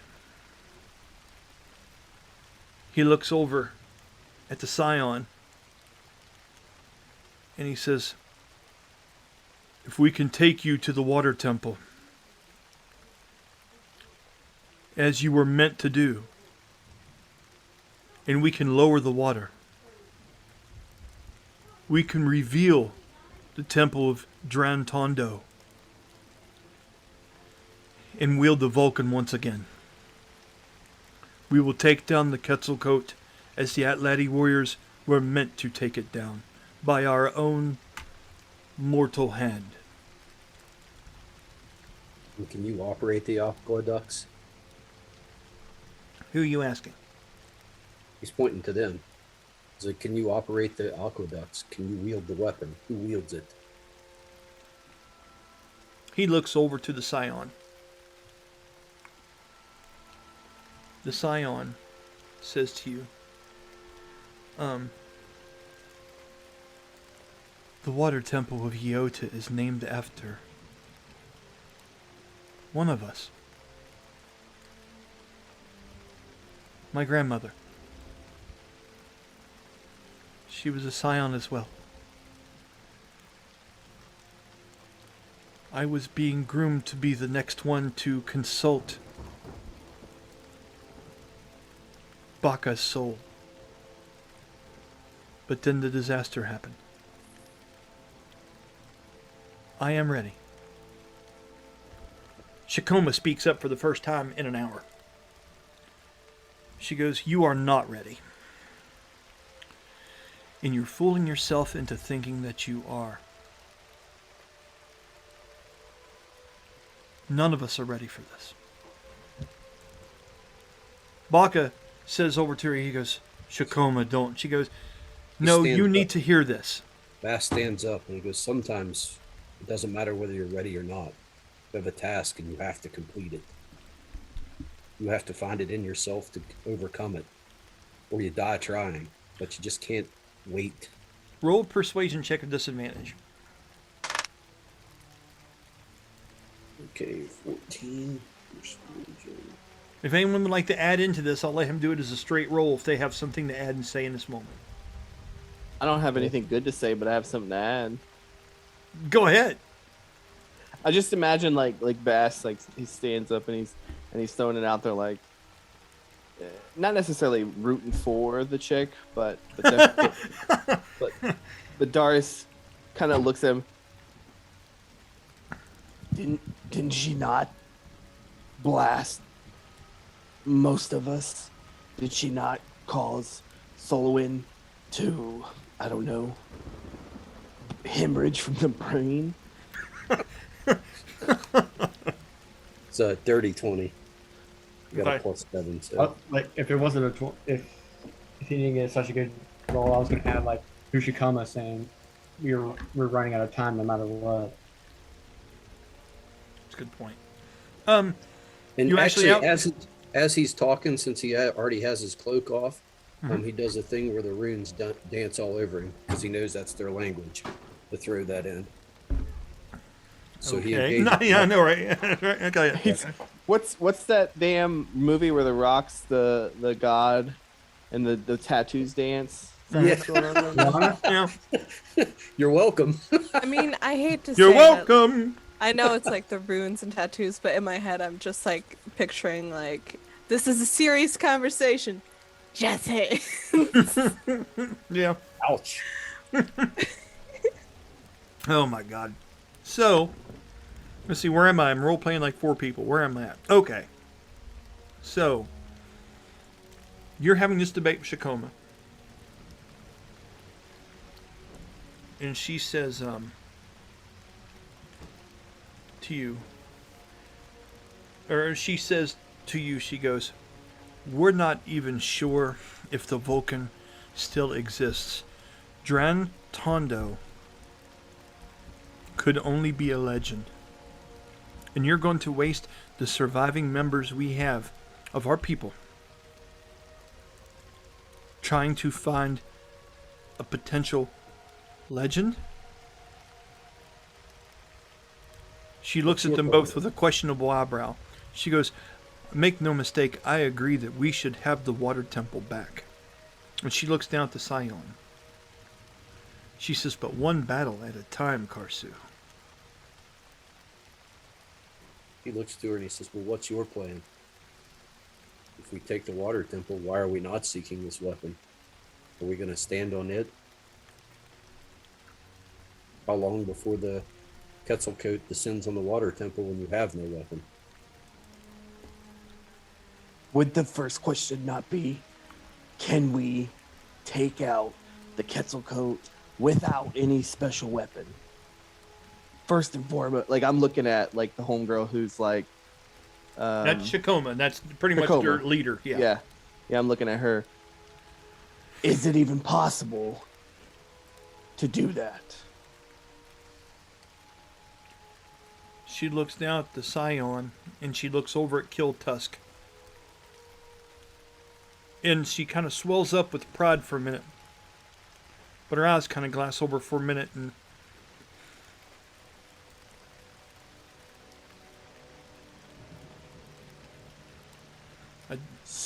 I don't see how. Literally, as soon as Turns she starts, upset. as soon as she starts shaking her head, Darius doesn't even let her like finish that conversation. He looks over towards Bass, and kind of like then backtracks to the Scion. It would seem that is our only chance, whether it be a legend, whether it be no longer there.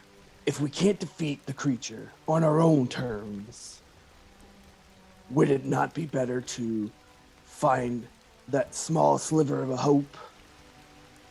Otherwise, this whatever, I forgot the name of the Vokili Khan. Good job, by the way. not Vokilikon. Oh. What's the other one that wants to resurrect the Trask? Oh, those are Volitons. Volitons. Yeah. The So basically, people. the Volaton. otherwise, we basically have what but a few options. We can get some feathers and leave these people to die and possibly let the Tarask loose on the rest of the lands. Or we go remove these lands of that entire other group. So it sounds like this hunt for a weapon is probably the easiest way to go. I'm in. And he just kind of like sits down and crosses his legs on the table. So When Bass you says do to him, that, go ahead. I want to do something real quick, Danny. As you say that, she kind of has a proudful moment. And remember how I talked to you about she has kind of big nostrils and a very strong. She takes that, she kind of. And she storms outside. Darius like calls after. Come back when you tell me it's not a good idea. The cleric speaks up. And she says, she is not afraid for herself. She's afraid that she'll lose us. She looks around at the other ones. Braxel kind of looks down a bit embarrassed. The Scion's eyes kind of deaden and its head bows just a little bit.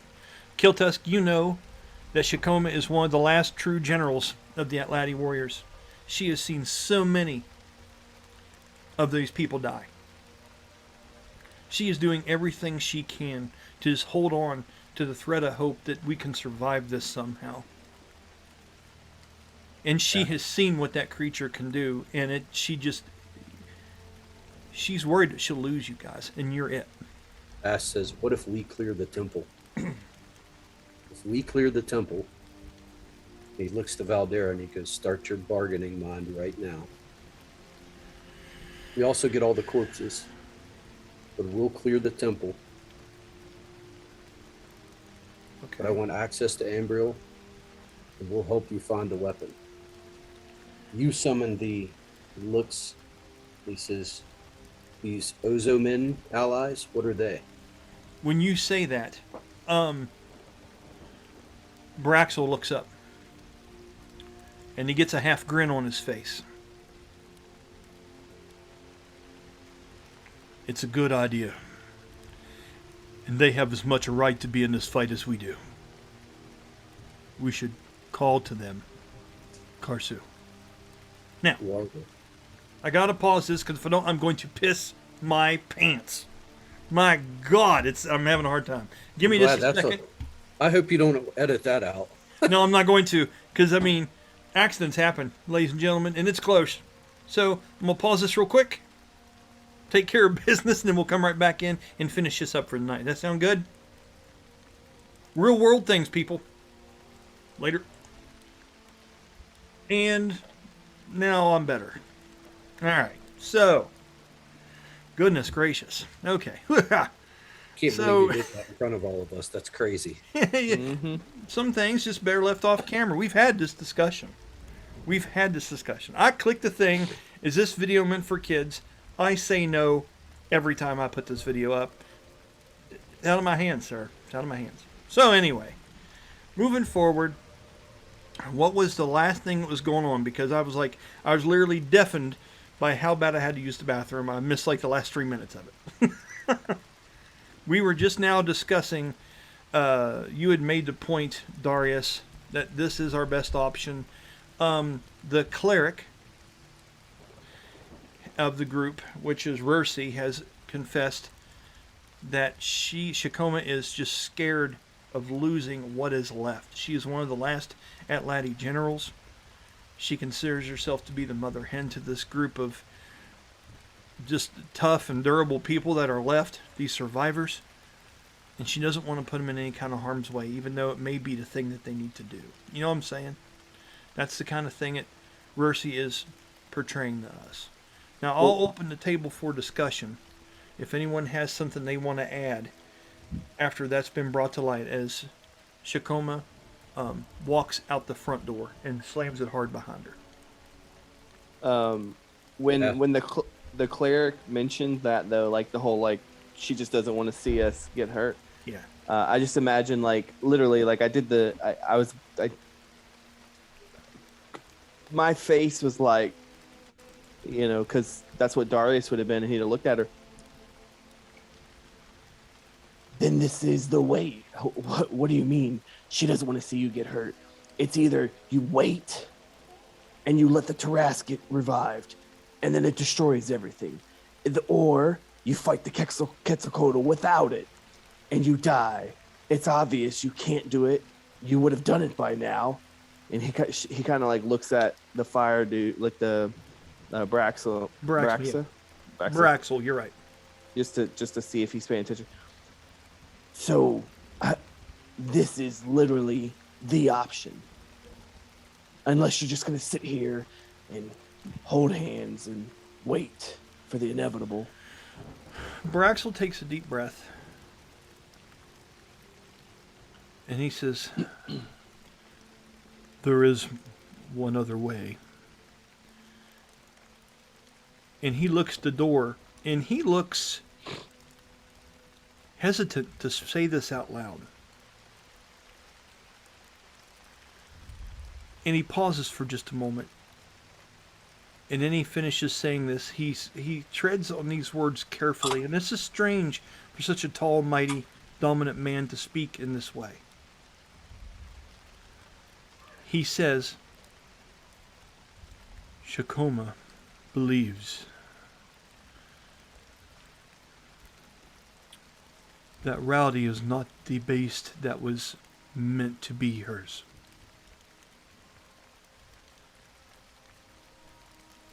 It is believed that she is the one to tame the Quetzalcoatl and make that her companion.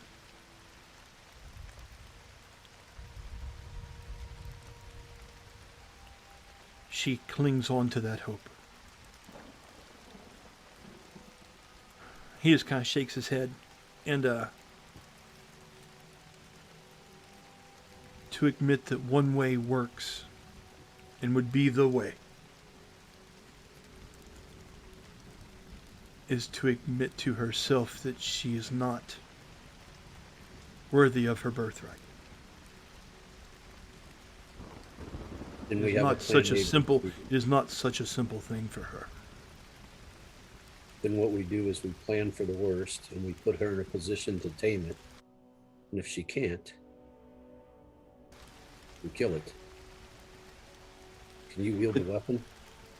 He says, I agree with this one. He looks at you. He says, and I can heft it. The Vulcan is not beyond my use to use, yet I am not a spear or lance wielder. Ha! I know two that can. It's up to the gods to decide who wields it. What's that, Colby? Kiltus would have interrupted, saying, it's up to the gods to decide who wields it. You mean Ambriel or Baka? Braxa looks confused. So, Colby, he's asking you, do you mean Ambriel or Baka? You've not really heard the word Ambriel before, but maybe a very few times. You don't... The things the Scions talk about amongst each other, Kiltusk, are usually not meant for your ears. So you wouldn't know much about this Ambriel, but you would know Baka. And you would know that this being seems to be brought from the earth during the cataclysm. So it must be a gift from Baka, or a shrine of its power. And that's what you consider this thing to be. Whatever is inside of this ancient aqueduct that gives him this knowledge to be able to create these things.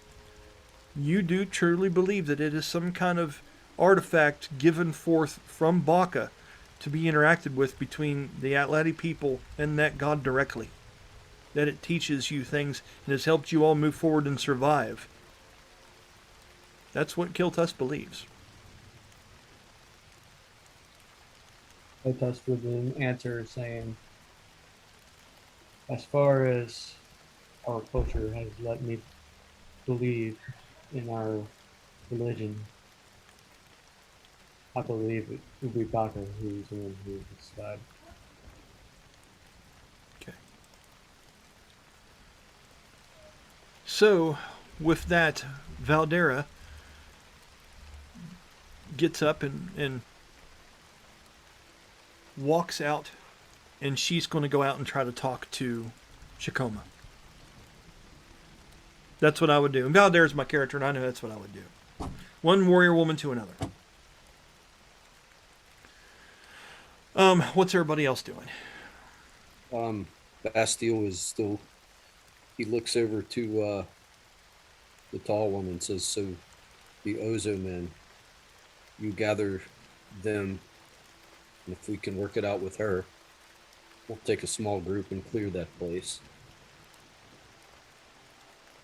He looks at you and he says,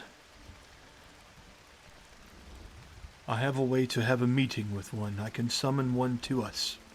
What is I've one? been given something. Would you like to... He looks over at Darius's character and he kind of gets on a grin. He goes, would you like to meet them?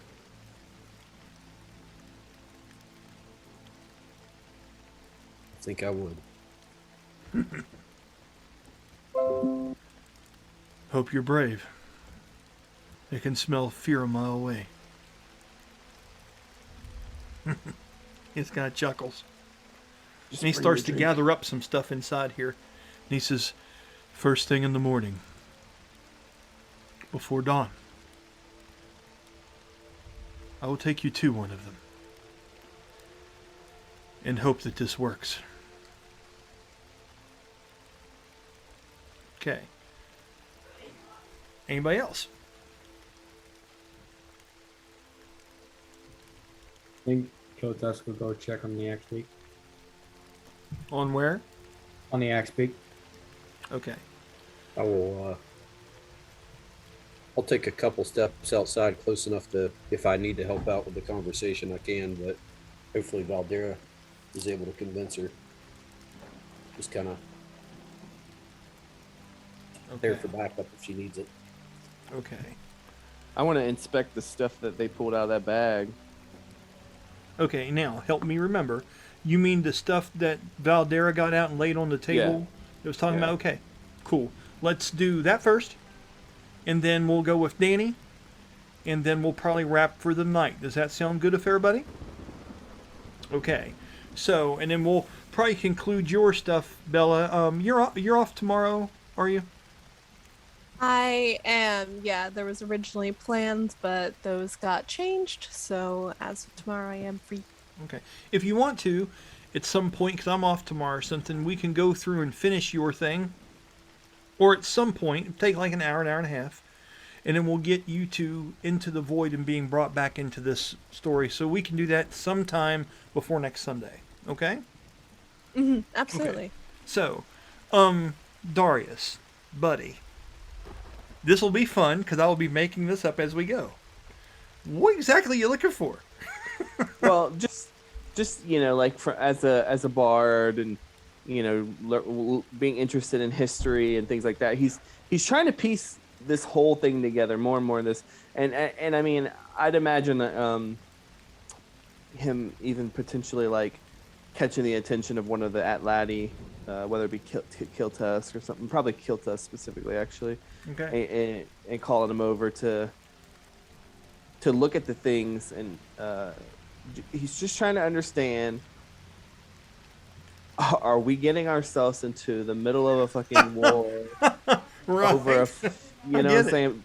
Yep.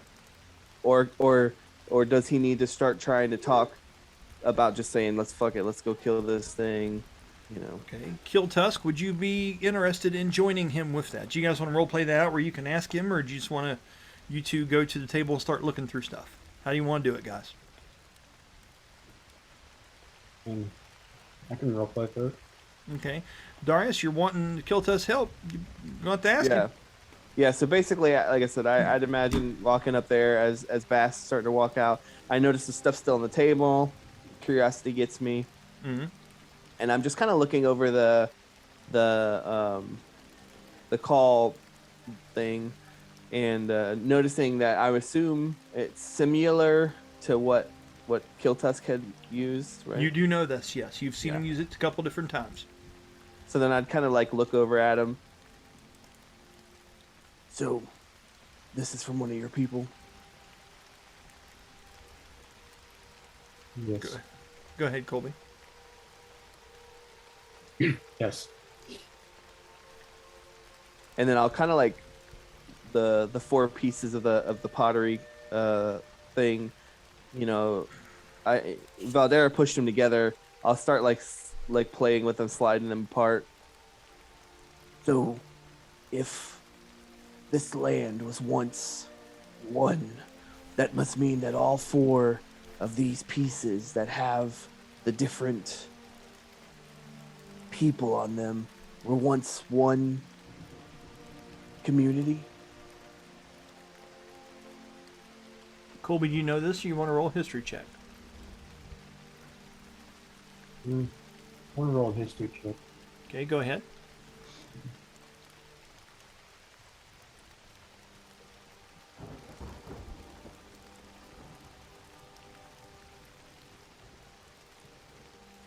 That would be a 9. You're one of the youngest ones of this group, other than the Scion. Okay. And although the destruction happened, you were someone that was born right after. It didn't happen that long ago when this happened down here. Okay. You know, the world right now, these 4 islands are in a very destructive state. Things that were built up and were amazing at one point are all but left in ruins now, making this look like a very old world place. But the devastation here is fairly... It's hard to describe. But I will say this. You remember tales, and you know that these were societies that were in balance at one point. That the people that summoned forth the Tarask were always politically using the Quetzalcoatl's presence at coming to these lands as a political tool to cause fear in the people and manipulate their wills by sacrificing people to the creature, trying to appease it, doing everything they could other than having to battle the thing. And because that's always drove a wedge. There's always been different societies of people, but they were never broken completely apart physically like they are now. So this would have been one solid continent that just had different ideals within it. But only these 4 main societies of that larger piece survive, each one claiming its own land now. So the short answer is the people were all at one, but there were different states within. You know what I mean? Now it's literally divided up for survival of the fittest, and this is what is left, you know? Yeah, then basically remembering all that, he would respond to Darius saying, if we were not totally one. If anything, we were all together, but the major mindsets were all different. Fair. So, a standard society. What I'm curious most of is, it seems like from my experience with the Volkilikon that they are more primitive. They have enough intellect to have their own will, but their goals are very animalistic. They're territorial. What about these Ozumen? Why did Baraxel make a jest like we should fear them? What is it that we should know about them before meeting? Good question. Okay, so, Colby, do you know what the Ozumen are? Yes, I was looking at the thing earlier, knowing that Explain it's it being to him brought and up do now. it clearly so everybody knows, because this is fantastic. And then Kyotos will respond to his answer saying, the Ozumen are ape-like creatures. They have 4 arms. And they are territorial, but not like the Brazilian. They are more neutral and able to make their own things other than just take of people they have beaten.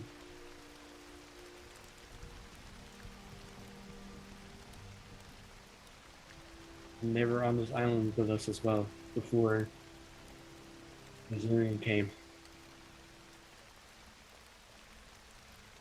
And by the way, Corey, Gorillodons, Mm-hmm. Yeah. that's what the Ozumen are. I kind of had a feeling, which was so funny, when he was talking about fearing them. I'm like, are these gonna be fucking apes? I'm like, these gonna be fucking apes. Yeah, they're those big 4-armed bitches that you can see.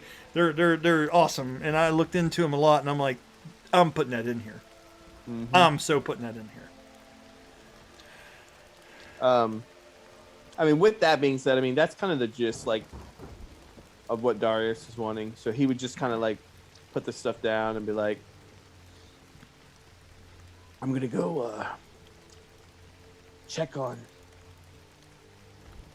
I don't know if it's one of them or 2 of them at this point, but Solwyn and Bastiel, or fuck, Brahmas. American Bromas, yeah. yeah. Names, man. Names. I know it's a lot. I want to go out there because I want to knock on Brahmas and see if Soloin answers Okay. So we'll later. have you doing that thing. If you can't, come on. And once you get to, yeah, I hear you knocking, but Dave's not here. Right? So, you man, open up the door. It's Dave, man. DAV would open up the door.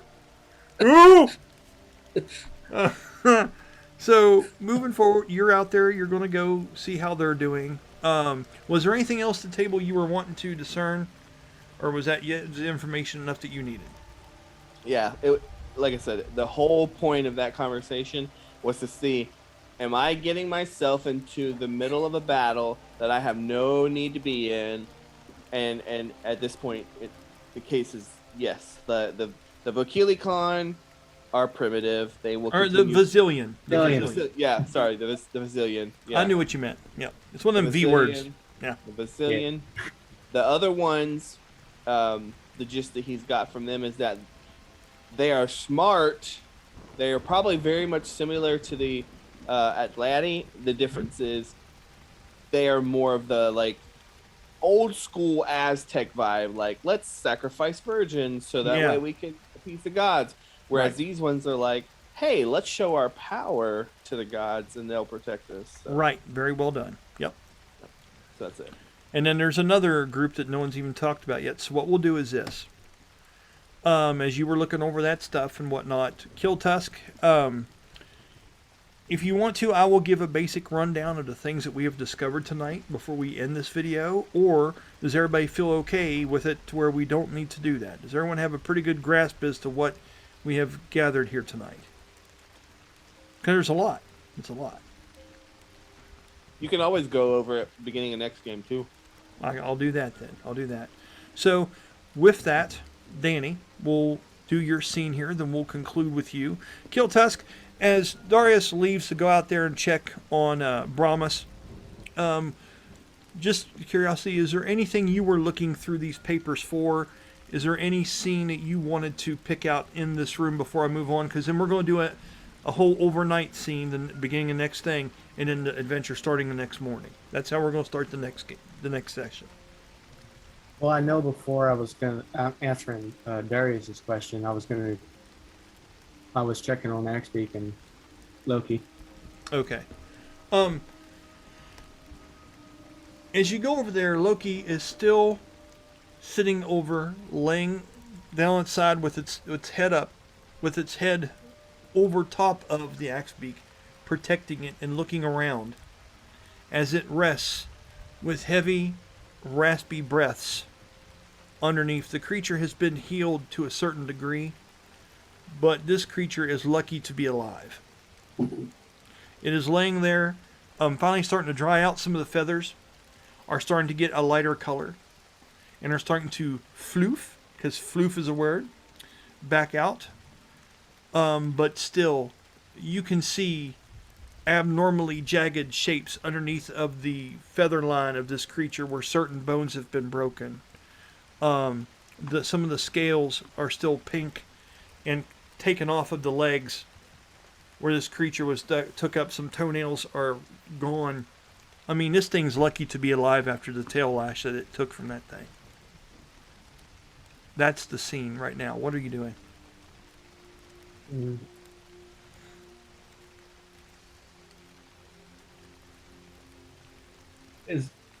can do a paint ritual and start getting ready for tomorrow. You could do that. You could start working on a new panacho.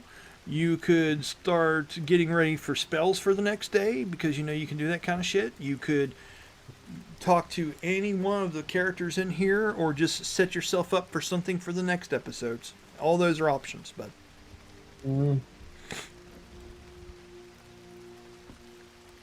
yeah, I think I'll do some of the rituals. okay. So just for fun, and try to speak as clear as you can, the fireplace, you could do that here. This is a large ass fireplace.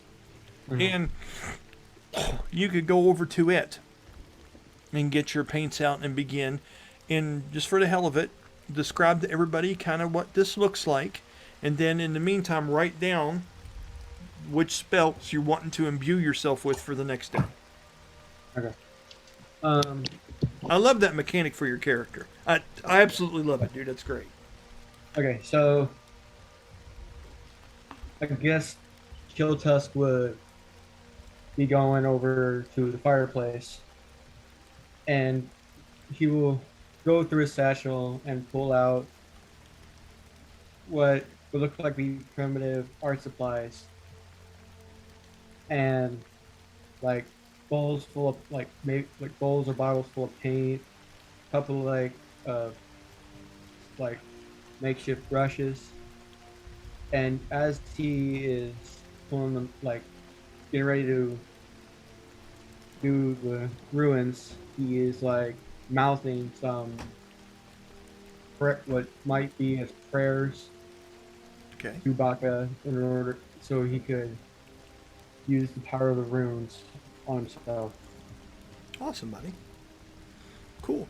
And you begin to paint different runes on your own body using these paints and things of that nature, which would be really, really cool. And you can just think about before next episode what the spells are. I don't know how many you get at this level, and I don't know what ones to pick from, but you can figure that out and then have that ready at the beginning of the next episode. Yeah, she's at a spell total of 4 right now. Okay. All right, Danny. When you head out there, Shakoma's hands are on the railing, and she's looking out over the side, close to the spot where they have cleaved through and processed that Vasilian that they brought back, that they caught from running. She's close to where it was. And Valdera stops when you first walk out the front door, and she looks back over her shoulder at you. And she looks back over at the warrior woman. And she says, and he's a perfect example of what I'm saying. She goes, I can't tell you how much it bothers me to let other people be in control of their own destinies, especially him. She goes, but I have no regrets of it so far. If they don't, if you do this, and they don't survive, what were you trying to cling on to anyway here? You've said it yourself, and I've seen this from Kill Tusk. A warrior's life. As long as I've got Wrathhaven, and she pulls her sword out and lays it down on the side. As long as I'm doing what I want to be doing, if I'm fighting the battle that I'm choosing to fight, there is no loss for me. Because if I worried about all the things I could potentially use, and yes, I'm reckless, I am. But if I worried every time I swung my sword, what would happen afterwards, I'd never leave the fucking house. She goes, you're going to have to decide if the collateral damage is worth the end goal or not to you. And I think in your case it is. You may not understand everything I'm trying to tell you. And Shakoma kind of looks over her shoulder, and she goes, I understand you. She goes, good. Well, I hope it sinks in, because you have all kinds of people in there that are willing to step up and do what they need to do. You got to give them the chance to be you. What if I told you I have a plan? Let us clear the temple. We'll take Kill Tusk as a god. I guess we'll meet the Ozu men and gain a force to be reckoned with. If we can get this weapon, maybe, what's his name, the tall one? Which character are you talking about? Describe him to me. The tall one inside the Broxel? Broxel. Yeah. Maybe Broxel is not the one to carry that weapon. If you're to meet the Quetzalcoatl and tame it, you need to meet it as a warrior that is its equal, and then grant its life. Valdera gives you a knowing nod and is kind of shaking her head, yeah, and she's looking over at Shakoma as if she's waiting for a response. Continue, Danny, go ahead. Was that it, or was there more? Let us help you get the weapon. Let us help you get it in a position where it has to bow before you, or you choose its life. Make its destiny in your hands, and it has no choice but to be yours. She thinks on that for a long moment. Valdera senses that she's thinking on it maybe a bit too long. She goes, I know we're not Atlati warriors, but where we're from, we're pretty fucking good. I mean, if we're fighting for this land, we're the birthplace of humanity, so to be. I think we deserve to have a play in it too, don't you?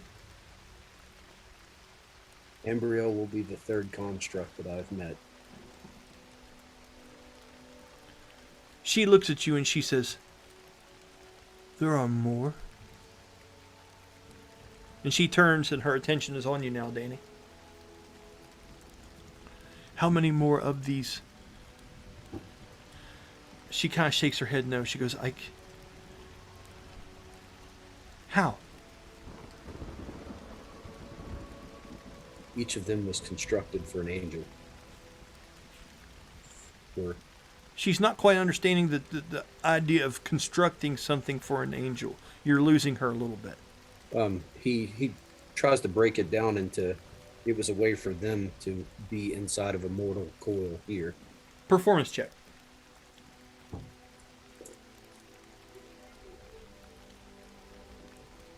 It's 22. Of course it is. Dude, yeah. She gets it. You're breaking it down. She's understanding what you're saying. And, Valdera already knows, so he says, I serve one of them, Raytheon. She walks between you two, looking at you both. She's heading around the corner to see this thing for herself.